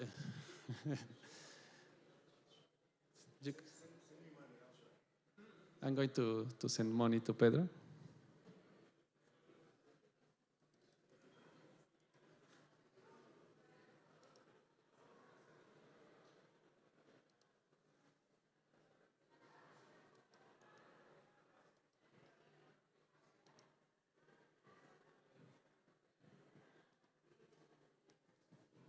Pedro Barreto, also Blanca Bank Test. interbank transfer. I'm going to change the amount.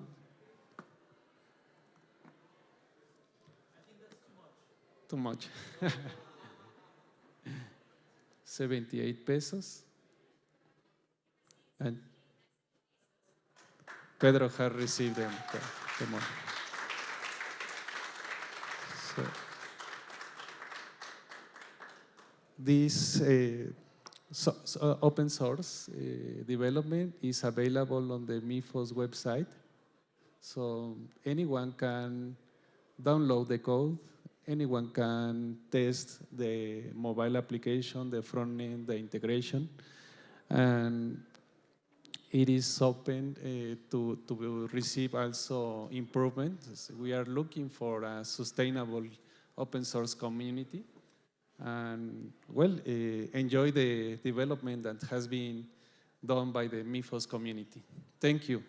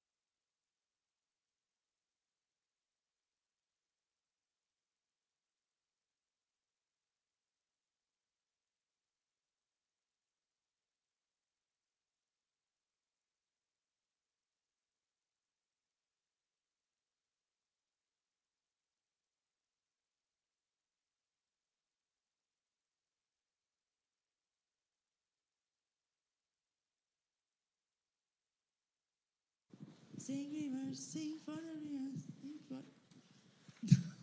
Max is smiling. I'm not sure if he's judging or not. Yeah. Okay, so will this be working too? Yes. Okay. Even being an open mic session, we did create some slides. We have 3 presentations that are signed up. The third one, hopefully they will come because they are the students that are right now at the session below supporting their teacher. If not, we'll see. We also had another unconference topic that's not sure if it's gonna happen. I didn't put it there. But if it appears, we will tackle it when it comes. We will talk today about the hackathons in Mexico. Many people were wondering why we are organizing hackathons, and the second question after that will be like, why exactly those universities in Mexico here and how that relates to our work. The second will be by my co-host, which in this case becomes the presenter, our colleague from Wikipedia. And I'll let him present when he speaks. And the students from Bauer University talking about the educational grant that we have at the university there. They were excited yesterday to see that we mentioned those grants and we promote them so much, and they wanted to share how it is to be part of the grant stuff. I'm going to invite the first speaker, Timea Nog, to tell us more about the experience in September with the student hackathons.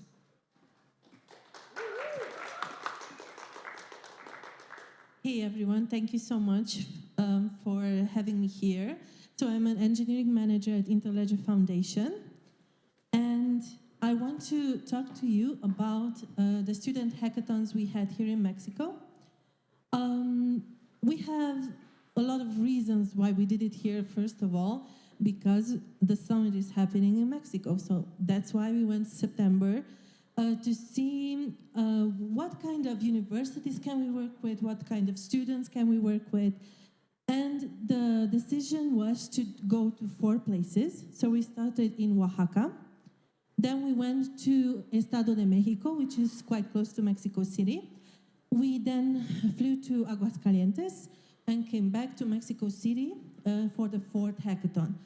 I want to mention that Estado de Mexico was a 24-hour hackathon, so we actually stayed there overnight with night shifts and with spaces to sleep and the students to rest.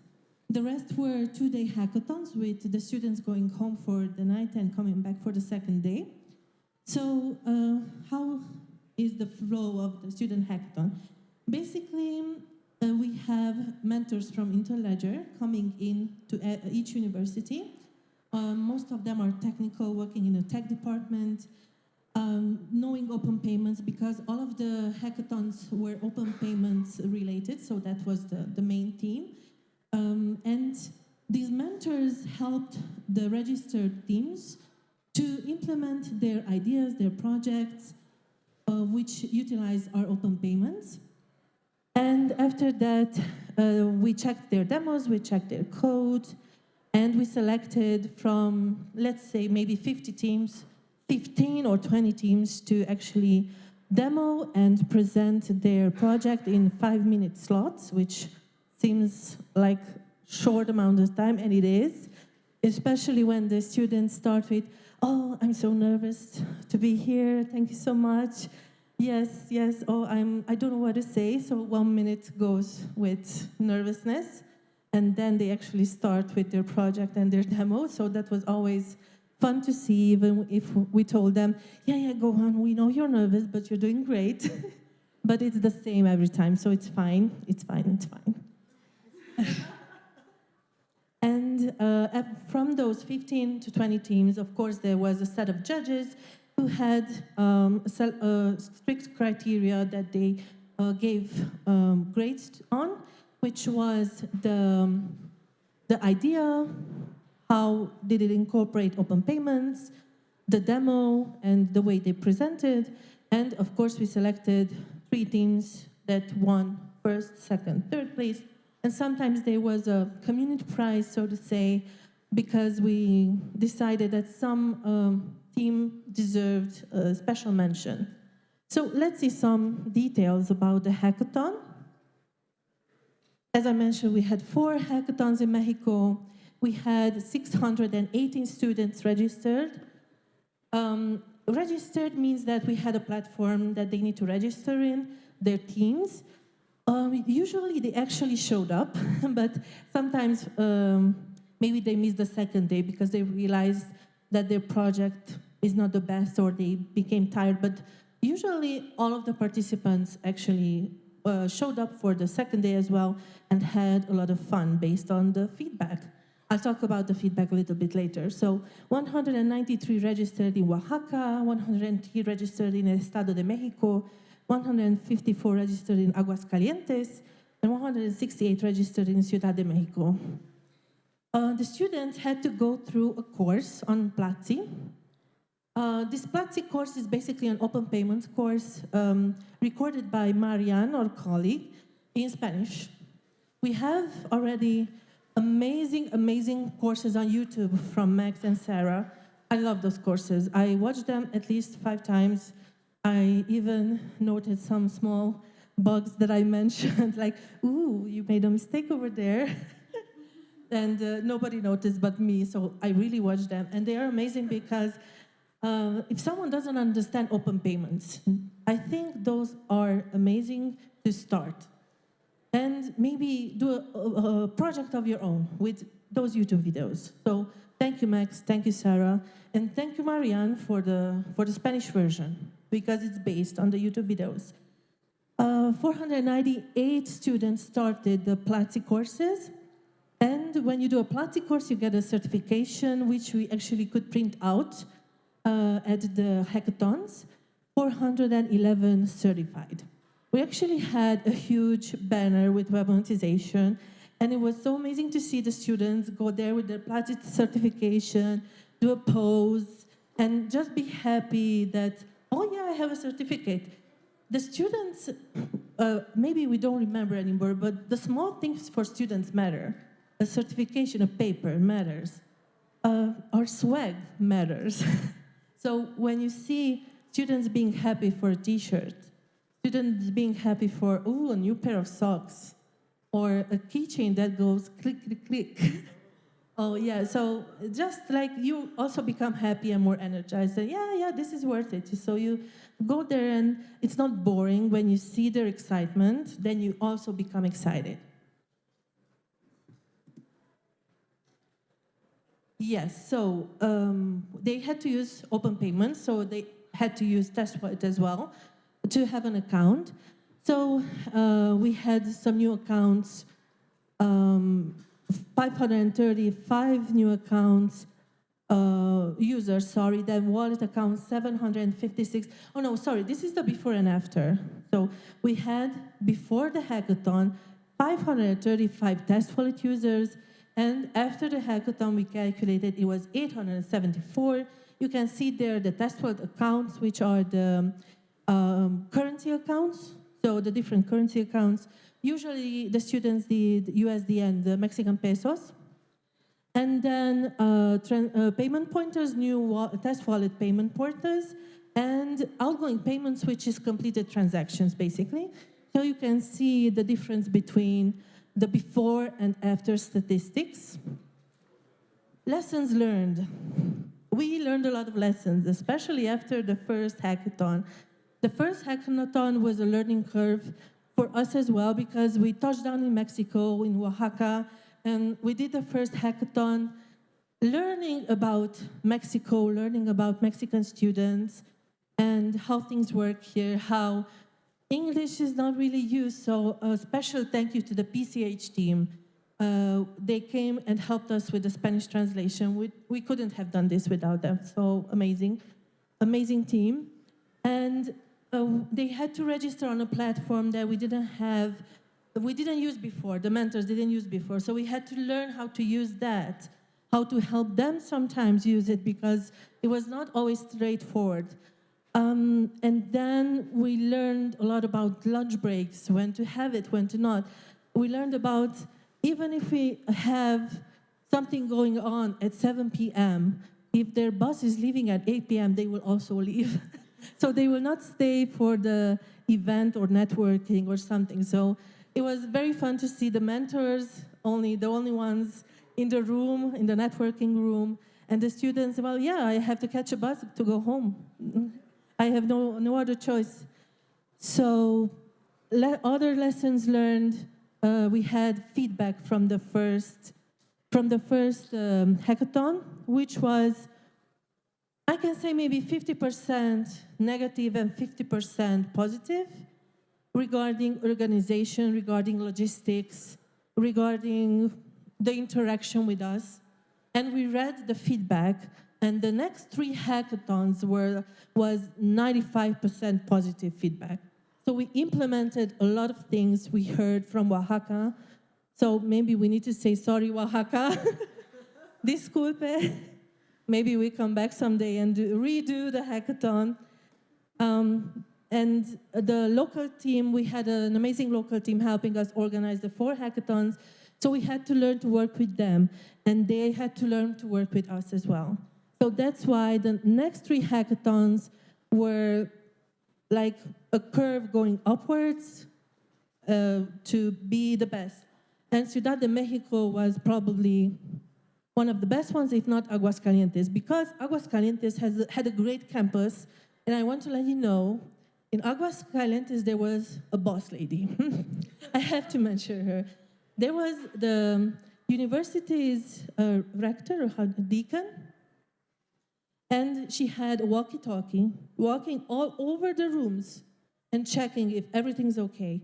What else do you need? I need more air in this room.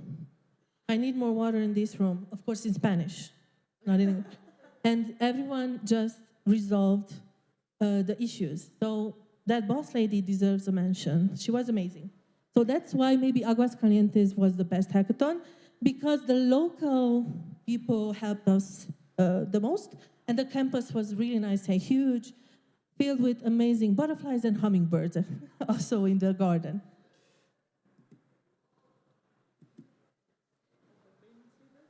Open payments feedback.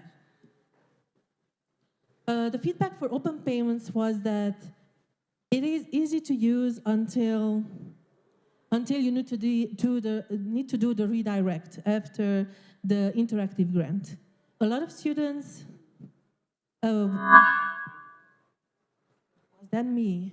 Hopefully not. So the students understood open payments. They understood how to do an incoming payment, how to do the outgoing payment request, how to do the grant and quotes, until they did the interactive grant and they received from the IDP page accepted. And that's it. And after that, they never did the redirect to a new page. As you can test out at our test boutique or the Interledger Pay, we always do a redirect back to the homepage or somewhere else. So, but of course we accepted that, but we did tell them that maybe take a look at how you can redirect further. But the overall feedback for open payments is that it's a great tool that they can use for their projects. And as a special mention, the first 3 places of the 4 hackathons will be present at the Summit Hackathon, which is starting on Saturday. It's starting on Saturday. It's an overnight hackathon as well.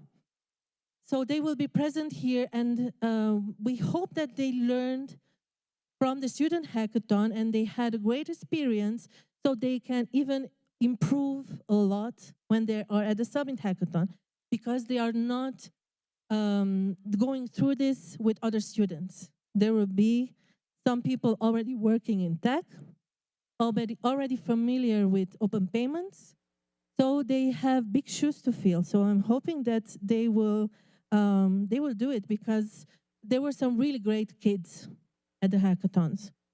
And I'm looking forward to seeing them and seeing what they do. Next editions, Saturday, Summit Hackathon. But that's not a student hackathon. We will have next year, again, student hackathons, where, I'm not sure yet, but there are rumors. There are rumors. Do you want some gossip? We might be coming back to Mexico again, that's for sure, because we had a really great time. The food here is great, come on. Who doesn't like this food here? Tacos, yes. more for the people in the back. Thank you. So yeah, we will probably be back in Mexico. A special mention to the student hackathons in Cape Town. We had last year student hackathons in Cape Town. What I liked better in Cape Town, and I would hope to do maybe next year in Mexico, is the preparation with open payments. In Cape Town, they had a boot camp, a one-week boot camp regarding open payments, which Ellen and Takunda from the UCT, University of Cape Town, did amazingly. So the students there knew how to redirect, for example, because they learned the whole process in 1 week. The Mexican hackathons were like the people showed up, did the Platzi course, which is, I don't know, 90 minutes or how much? 2 hours. It's 2 hours. And they started the project. So that's a really sharp learning curve for them to learn about open payments. I would change that. So I hope for the next editions we can maybe do some sort of boot camp with them. And what else did I see? Compared maybe to UCT. UCT students had maybe better finished projects, but not better presentations. In Mexico, what I saw was that a lot of emphasis on the presentation, on the graphics.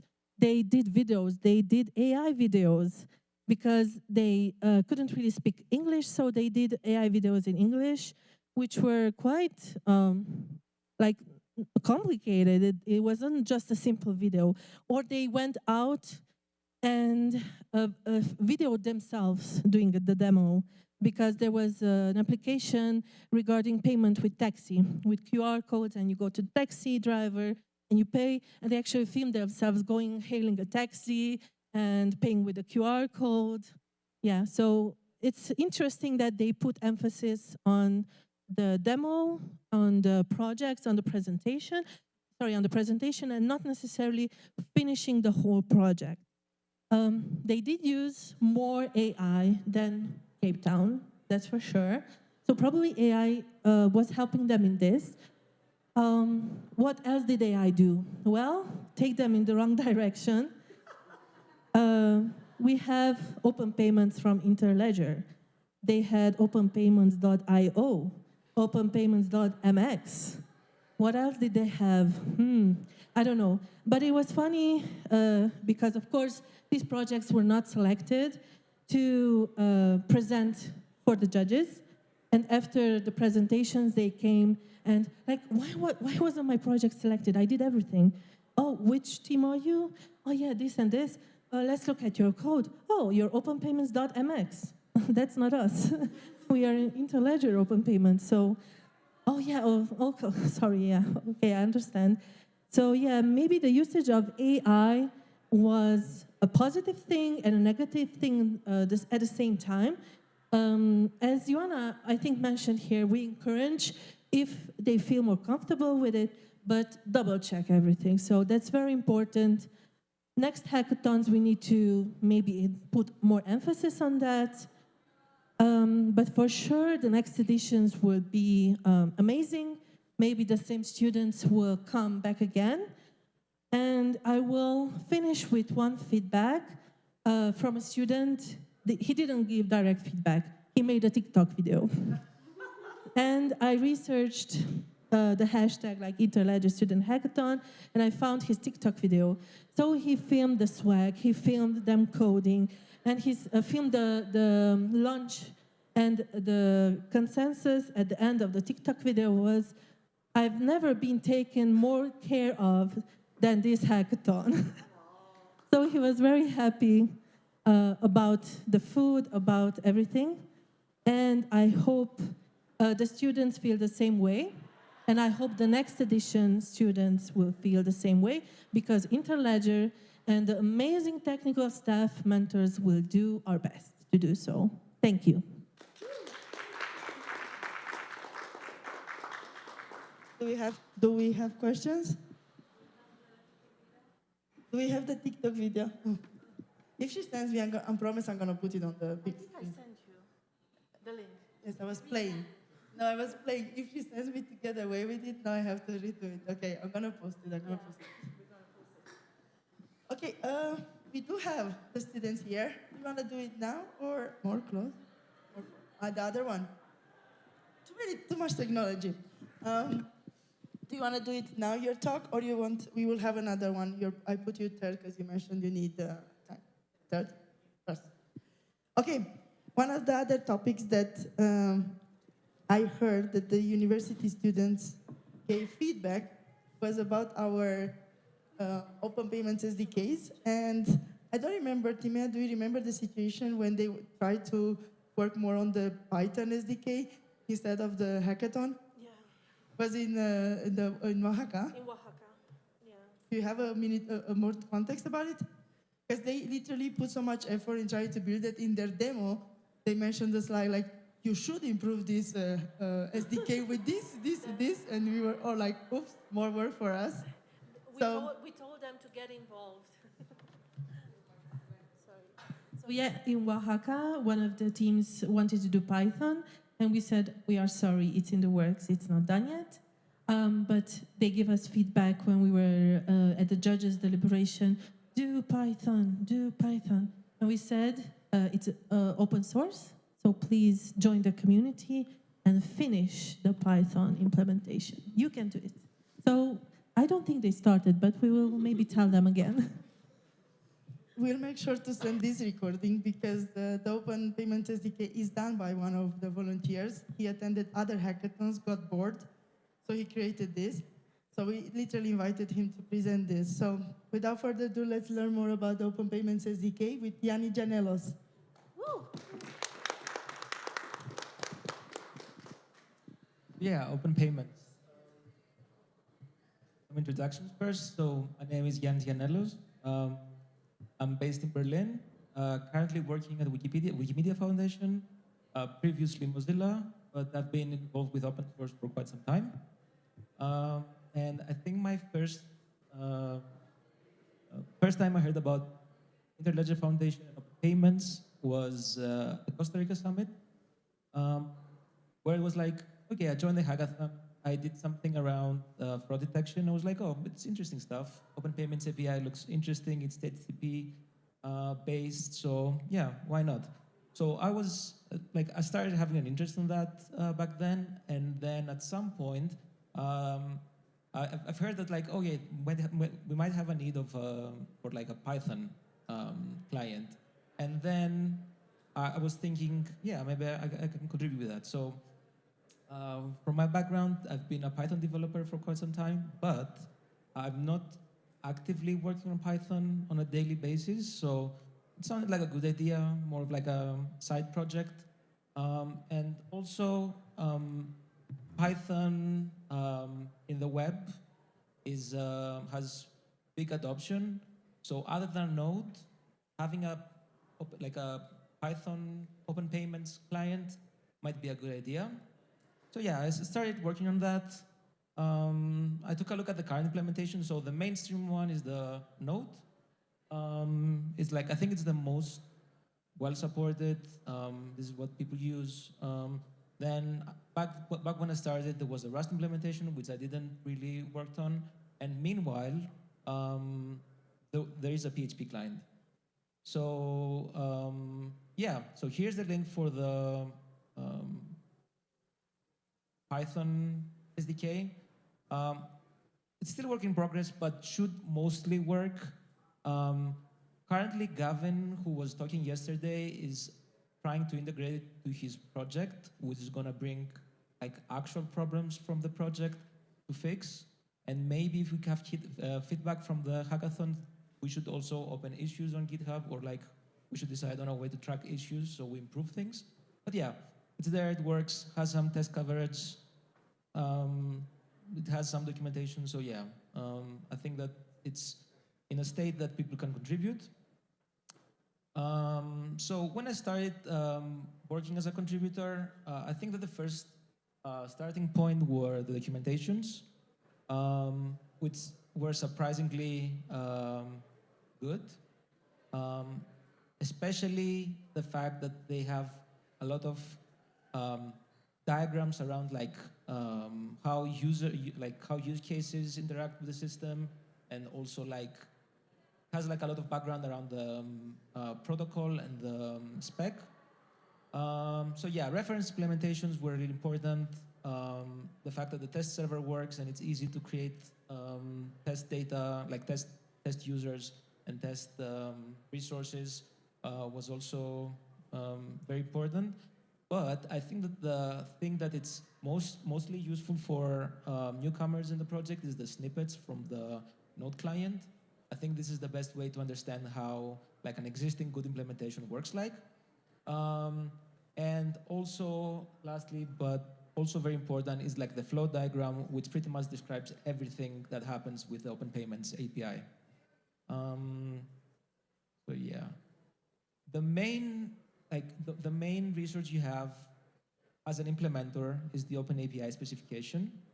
Open API specification is a way to describe HTTP APIs. It gives you like a language that you can write YAML and describe endpoints, what requests they accept, what parameters they accept. You can document like what its endpoint does. You can like create examples. So the UI of the Open API specification looks like something like that. So for example, here for Open Payments, we know that like this is an API. It exposes these 3 top-level endpoints. We have some documentation around what it does. And then you can like see how its request works with some documentation around the specific request, what kind of method it is, and like stuff around the HTTP aspect of this request. And then it describes like the parameters, and also like you can see like what kind of body you need to send in order to send a request. So yeah, OpenAPI is very useful for like having a better understanding visually and like having a way to have a machine readable specification of API. So overall, like it's really, really useful when like you're working as a new implementer. So aside of the documentation that it provides and like the YAML definitions and like the description of the API, there is a lot of tooling around that. So there's a lot of tooling for like validating your requests, validating your payload for the API, and also there is a very important tool in the OpenAPI community, which is the OpenAPI generator. So the idea of the OpenAPI generator is that you give this tool an OpenAPI specification, and it creates you, using a generator, a basic client for the language and the target you are aiming for. So when I started working on things, I was like, okay, that's great. Like I'm gonna type OpenAPI generator -t Python, whatever it is, and it's gonna give me a client. But it didn't work like that. So OpenAPI tooling and OpenAPI generator gives you the assumption that by having a well-spec'd out API, you will eventually have a working client, which is not really the case in Open Payments API. So something that I was surprised is that there is a lot of unused code that it generates that confuses more than helps. It gives you this false promise of an automated code generation that will give you a working project, which again didn't really work in my case. So yeah, overall, for like as an experience being trying to implement Open Payments, I don't necessarily believe that OpenAPI specification is this like silver bullet that would fix our problems. So I think that the main pain point while working on the implementation was the authentication and authorization protocol that Open Payments uses. So GNAP is the protocol that Open Payments use for authorization and authentication, which sounds like a very good idea. I've read the documentation on Open Payments, and it really makes sense for the need, but the community and the like tooling available is not widely supporting it while you're like doing things like generating code using OpenAPI. So the authentication part was something that needed manual intervention. And the second part was kind of, it took me a lot of time to understand, is that like I was expecting the API to be, like, each request would be a single step on the flow of like doing a payment. So for example, I was expecting that you could do a post that sends post, send money, X wallet, X amount, and that's it. But that's not true. So you need to really understand the workflow with the grants and like how payment objects work and like how the system expects to go through all the hoops to submit a payment. Which brings the question that we've always also discussed with Gavin, the other contributor. What's the difference between a client implementation and SDK? And I believe where, like, my opinion is that like a client like what OpenAPI tooling gives you is more of like a low-level tool that gives you very high granularity on doing stuff, where an SDK is more of a high-level abstraction that you don't need to understand all the stack and all the details in order to do something. So, for example, there would be two use cases. We might need the very high-level use case where, I don't know, like a student in a hackathon wants to build a form that clicks a button and they send money.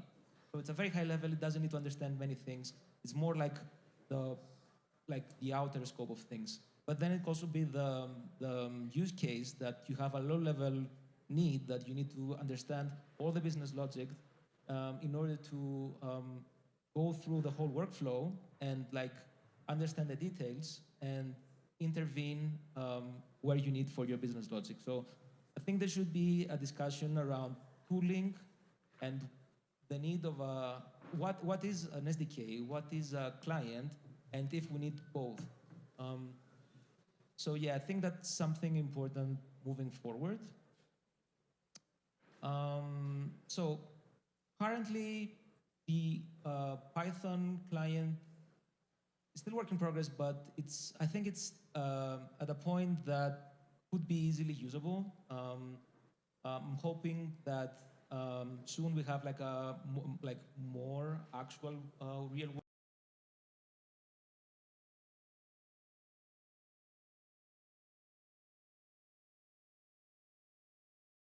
to hear from like the community or like people from the open payments.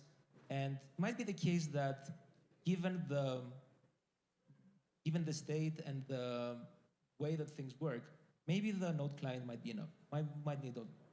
So I think there's a good topic about what's the direction of the clients of open payments. Do we need more clients? Do we need to focus on the nodes? Do we need to only focus on like HTTP specs? And if we need more, I was thinking, what should be next? So maybe Ruby. I've heard that Go client is, I think it's this? It's in the works. Yeah, it's in the works. Maybe Java. So yeah, I think that there should be a discussion around how we move forward. Is there like a strategy around SDKs? Do we need more? Do we need less? Do we need to focus on details? Do we need to focus on like more variety? I don't know. But good topic for future discussions. Which brings what I believe is the most important thing is to not only describe the spec and not only describe like the details of HTTP, but have a way to describe workflows in a more intuitive way. So, for example, when you start like building something, the expectation of a user that is not involved with open payments is that the process would be much simpler. But in practice, you need to understand many implementation details to use it in your own project. So I believe there should be some abstraction or some development towards direction to describe like workflows instead of endpoints. And abstract use cases to single actions or like single atomic transactions. So lately, I've been thinking about how things move forward. What are the next languages? Do we need more? Do we need less? And I somehow got attracted to the idea of how would it work if we didn't have like language-specific limitations, but we have an agnostic, language-agnostic way of describing things. So there's two ideas that I'm currently thinking. The first one is this idea I had while I was working on the Python SDK, which is like, what if instead of having clients, we could have like a small service that would work as a sidecar base, like next to the service that you develop, that would do all the work for you. So we have a very small service. It uses the official Node client, which is like very well maintained, exposes gRPC. gRPC gives you all descriptions of the protocol, gives you like specs about the protocol buffer so users know what data to submit. It gives you definitions that are not language agnostic. So for example, you can generate code that doesn't depend on a specific language. And on top of that, it gives you a way to describe services. So for example, you can create the sidecar that says, here is the payload described in a native like way. I don't know, in Python would be objects, I don't know, Java would be something else. But it gives you both a description of the spec and actions on the spec. So you don't need to implement much. You have like this small service next to your service that does all the heavy lifting, and you just talk over gRPC to this small service to do all the work. And the protocol buffers do all the heavy lifting of creating language-specific clients, which are, you don't need to template anything. They work natively. So that's something I was kind of experimenting this week. It needs a bit of work because TypeScript I didn't find a good way to automatically convert TypeScript types to protocol buffers. I was kind of hoping that would exist. But I really believe that it would be a very viable solution moving forward in order to have better client adoption in a variety of languages. And the second route that is a bit more complicated and not that modern is, what if we take a step back and instead of like creating language-specific clients, we create a single, I don't know, C++ client, and then we create binary bindings per language.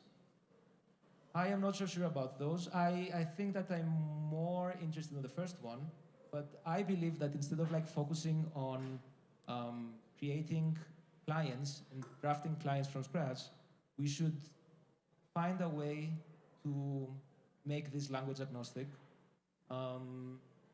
So we don't need to maintain like code base, and we don't need to rely on implementers to maintain their libraries, which is also like, it needs resources. Like you need people to work on things, you need to maintain things, you need to update things, you need to make sure that like updates work. So I believe that if we focus on the single client that exists right now, which is the Node client, and try to abstract it in a way that it would automatically give you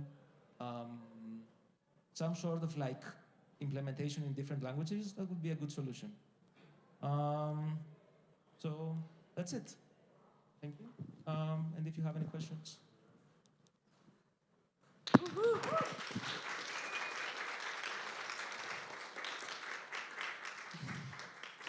God damn it, you do have questions. Go ahead, Max. Thanks, Yanni. It's a joke. I'm happy for questions. I'm surprised that, in a positive way, that the HTTP message signatures weren't a problem, because that seems to be the main like difficulty when building a client. Can you tell us how you did it in Python? Yeah, so I was actually also surprised that the OpenAPI specification wouldn't give this out of the box. I was expecting that would give you that code base too, but it didn't. So the idea is that you intercept the requests, and then you would just add the headers, you do the signing headers, which the actual signing part is not that complicated. The problem is that OpenAPI generator doesn't know about this. So you need to find a way to intervene and sign the header. Hi. Oh, sorry. I came in a little bit towards the end, so I hope you didn't cover this already. But it was interesting to hear some of your ideas in terms of reducing all the potentially redundant work on separate clients. I guess exposing the TypeScript one as a service and using gRPC isn't something I had thought of. I think probably everyone that's worked on one of the clients has, at least for a moment, had a similar idea of, or just a desire of, to not reinvent the wheel every time.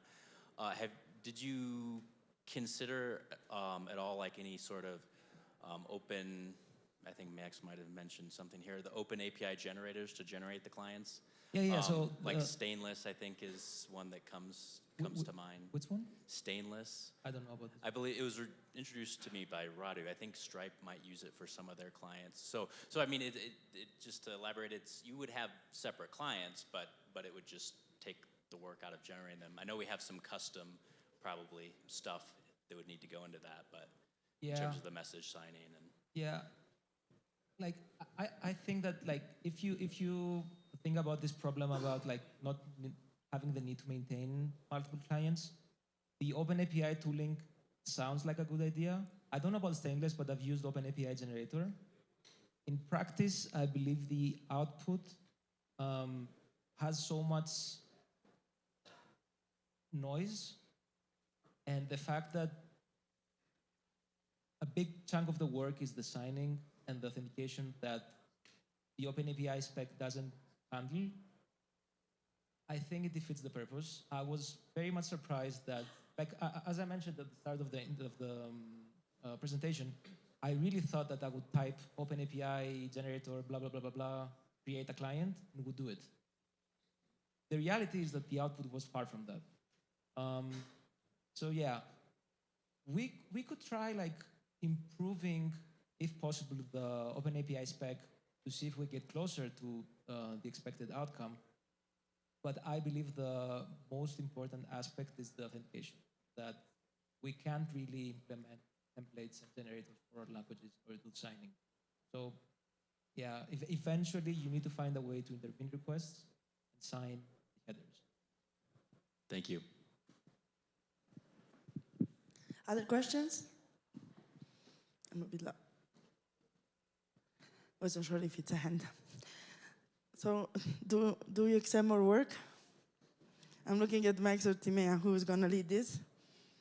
Not me. I'm aware of monetization. Thank you. Okay, thanks so much, John. Thank you. Yeah, I just mentioned John because it's the email address. Yanis, thanks so much. We have the third presentation, and I'm super happy that they took my challenge yesterday to present more about their work. Ever? Do you want some slides to put? Do you want to use your, yeah, let's do it then. And as I mentioned in several talks yesterday, we have a lot of grants that we offer, but unfortunately, with so many things happening here, not all the time we get to know the results or people enjoying it or how it goes. I think Timea mentioned also from the Cape Town, it really was helpful that the students from Cape Town have this opportunity with the grant to have an innovation lab where they learn more about open payments. And in the bootcamp they did before the hackathon, they literally learned all the process that open payments does, so they could finalize the hackathon solutions way faster than the students here in Mexico City that don't have any support from the university with the open payment system. Open payment ecosystem is a non-necessary system. We're close? You're right? I will also give, so we will have 2 microphones, you will get to share it. And is only her presenting? You're the supporters? Should I ask hard questions at the end or should I be like, nah? Yeah, okay. No, I already appreciate the courage, not the courage, the offering to share us more about it. Then, let's go it. Let's meet more about it. Hello, everyone. My name is F.A. Owergba. I'm a second-year undergrad student. This is Thomas Lani, a third-year undergrad, and Emmanuel Osuntuni, a fourth-year undergrad student. Sorry, I'm waiting for the presentation to pop up. But today, I'm here representing Bowie State University.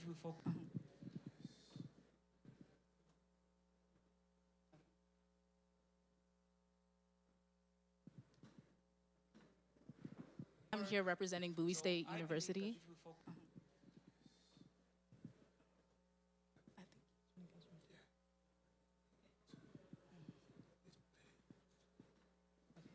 I'm here representing Bowie State University.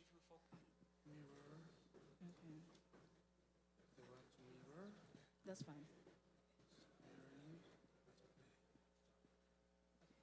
I'm here representing Bowie State University.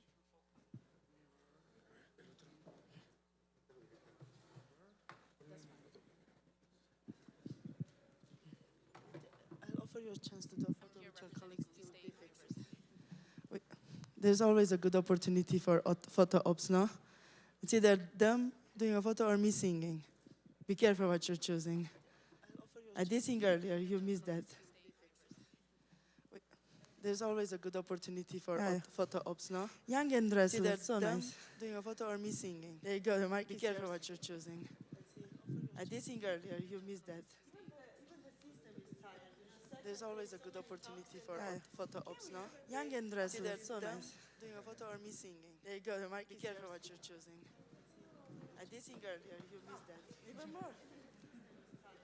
There's always a good opportunity for photo ops, no? Young and dressed, that's so nice. Doing a photo or me singing. There you go, the mic. Be careful what you're choosing.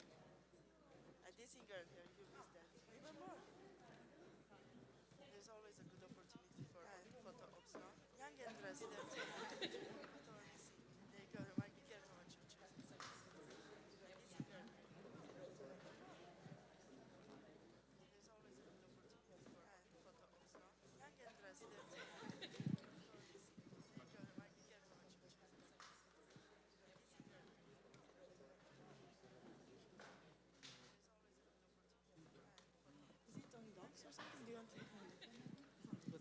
Okay.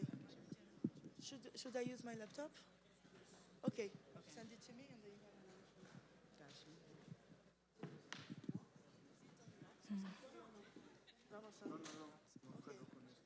Okay. Should I use my laptop? Okay. Send it to me. This is 1, 2, 1, 2. Next 1, 2.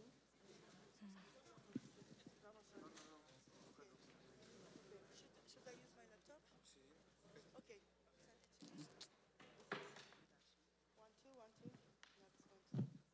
Next 1, 2.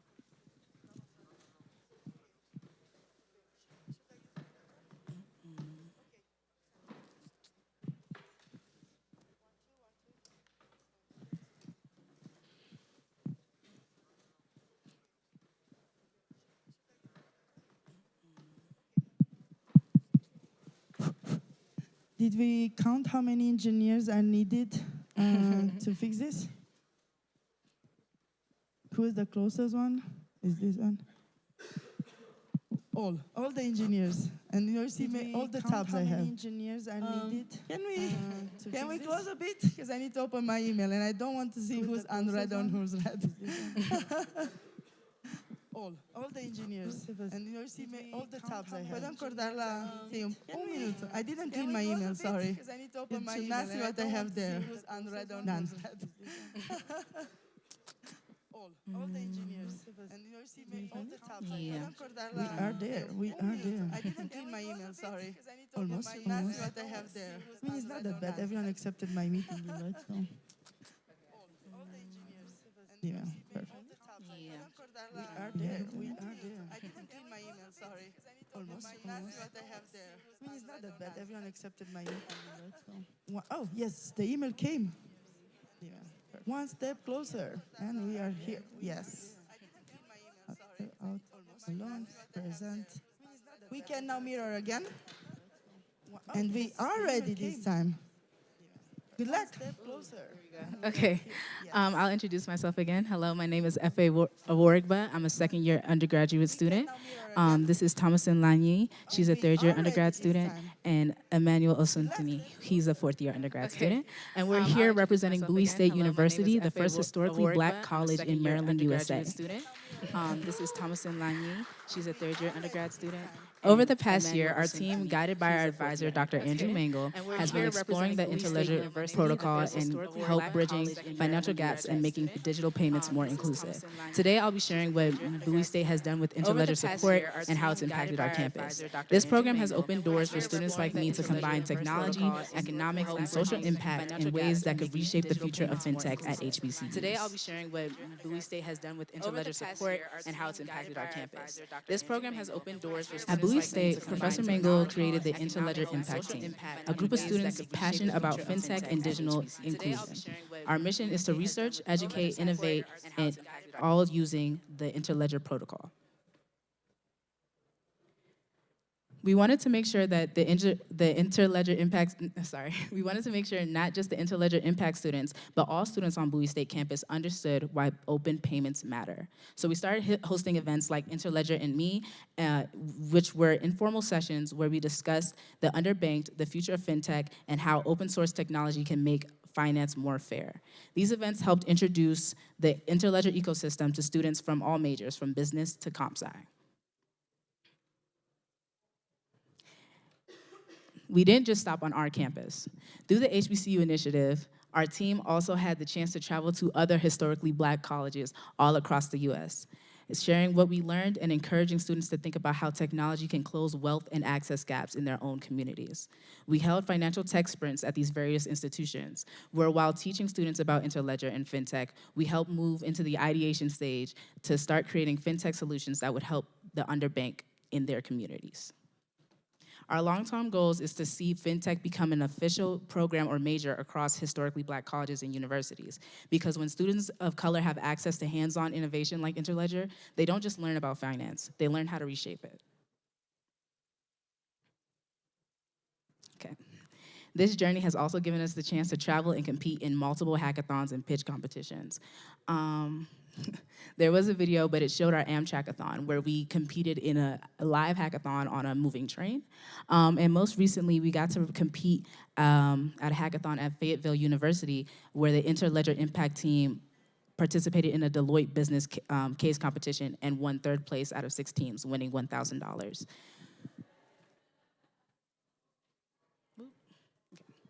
We spent the summer learning how Interledger Protocol works, researching how it could serve the underbanked, learning about payment interoperability, protocol design, and how these technologies can connect different financial systems seamlessly. The goal wasn't just to understand the protocol, but to create something that reflected Interledger's mission, a tool that could make saving and sharing money more accessible for communities that need it most. Each of us took a different approach, but still found a real solution to real problems.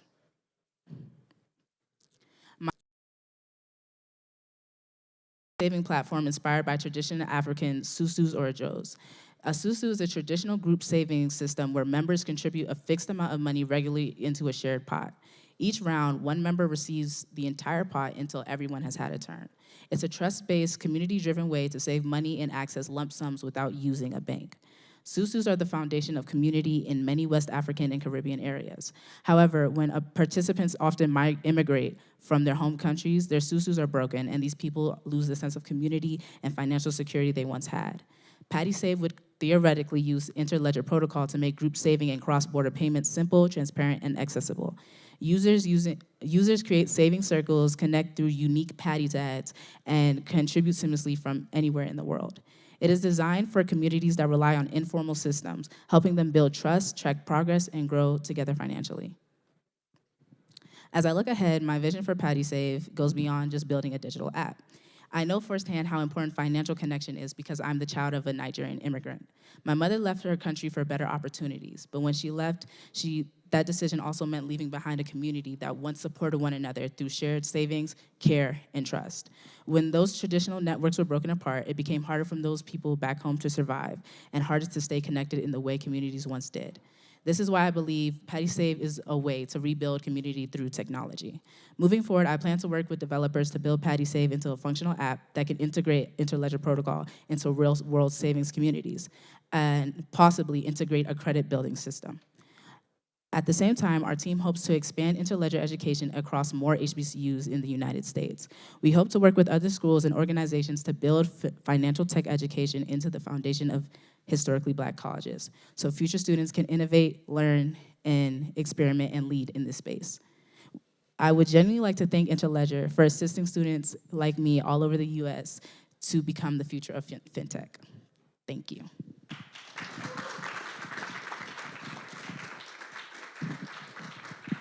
I have the first question before I go to the audience. Who came with the idea of the train hackathon and how was it? Tell us a bit more. I heard about it and I heard our CTO wanting to do it again and I was like, oh wow, okay. I personally didn't get the chance to participate because I was not in college yet, but my teammates did, and I think it was inspired by Cape Town's train hackathon, right? Yeah, we collaborated with Cape Town for a little bit, a portion of it, but it was mainly with the Fayetteville University. So basically, Bowie State, since it's in Maryland, we took a train all the way over there, and we used like our laptops during that time to do like the actual idea. So we got the prompt from Cape Town, and then they kind of gave us the idea to do the work on the train, and then we just presented the idea at Fayetteville University. Wow, that's so cool. Did people have fun? Yes. Did the internet work on the train though? For the most part. Yes, this is always the issue, always fixing the internet. Okay, yes.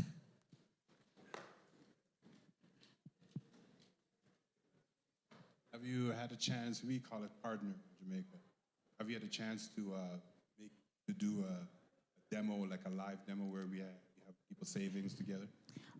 Yes, I do. It is underdeveloped is an understatement, but I built it on a Adalo because I'm personally are not a developer. I work in the cybersecurity space, but yes, I do have a visual mock-up of it on Adalo. And I hear here cybersecurity space, Max. We always talk, one of the questions most asked, especially when I present web monetization about security, which translates back to open payment security and Rafiki security and all that. And we do audits, but of course people are still, not believers, but they would like to see more stuff around. So if you want to play more, we are open. Of course, thank you. Not putting more work on us? Yes, all the time. Other questions? How many people do you think you are involved already with the courses that you had and the hackathons and everything? They have said we've had 700 touch. So I'll say I just started working with Dr. Mangle in 2024, just last year, and I just joined Bowie State in 2023. So starting from Bowie State, which is a commuter school mainly, you have a lot of students who come to school and then they leave and don't really pay attention to a lot of opportunities that happen at Bowie State. So as we started off, when I first got to Bowie State, he holds his IOP discussion to really gauge people and have them involved. And I can say that sometimes he can get a little discouraged about it, but he's made extreme progress, as in 2023 when I first it was introduced. Not many people were very open, and when you think of fintech, you think of technology. I'm not a technology major, so it's not gonna have any relevance to me. So let's say he would have maybe 5 to 6 people in the room, and when his goal was just to at least get a couple people to really try to understand the idea of the mission of Interledger Foundation and the protocol. So up to now, I'll say after his efforts have not been a waste, because now in a room that started off with 6 people that come in with a room full of 30 chairs, it is full now to the point. So every Monday we have these meetings and we have a lot of people who are coming in to understand or to try to understand. Not everyone does. It can be a broad concept. Some want to try to push their own disciplines into it, and sometimes they don't understand it. But it has been spread not only through the business building, but computer technology. She's in the business building as well, but many people who aren't here who are also computer science majors. So the work has been spreading. The idea is about more ideating through actual research, of course, not fully AI. AI can be stagnant, and really starting to get to the idea of prototyping with just prototyping in general. So. And as he brought up earlier, Interledger is a very interdisciplinary sector. So it has been very complicated to get students to really understand that fintech can be for everyone. There's a part in fintech for everyone. But it's been really interesting because instead of taking the more technical approach to everything we've done with Interledger, we've tried to touch the more empathetic side, remembering what the Interledger Foundation is about, helping serve the underbanked. And a lot of these historically Black colleges and universities are in lower economic areas where people are underbanked. So by helping them step by step, teaching financial literacy and helping them create ideas of how to serve the underbanked in their communities, we've been able to touch many HBCU students. Thank you.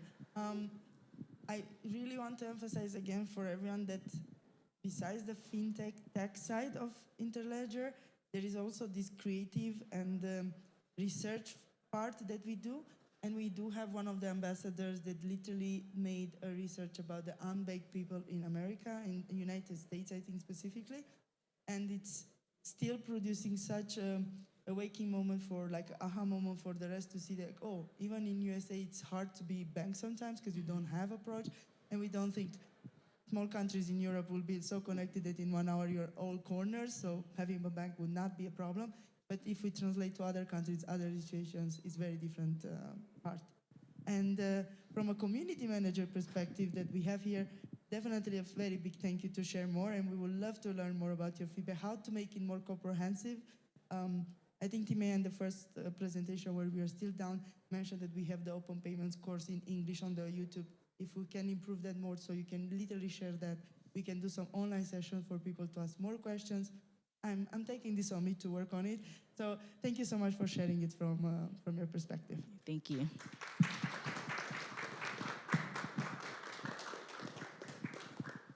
Thanks for everyone joining this. Oh, yeah. This was the last open mic session. Thanks for joining us. I know it was a competition with all the other stages. I do appreciate you join us and share more from your work. I think we are officially closing the demo lab. You're officially getting rid of me, finally. So, but we'll see you later at the main stage for the closing remarks and at the party later on. Thanks so much, everyone. Wanted to say something? I consider you more like a speaker now, don't worry.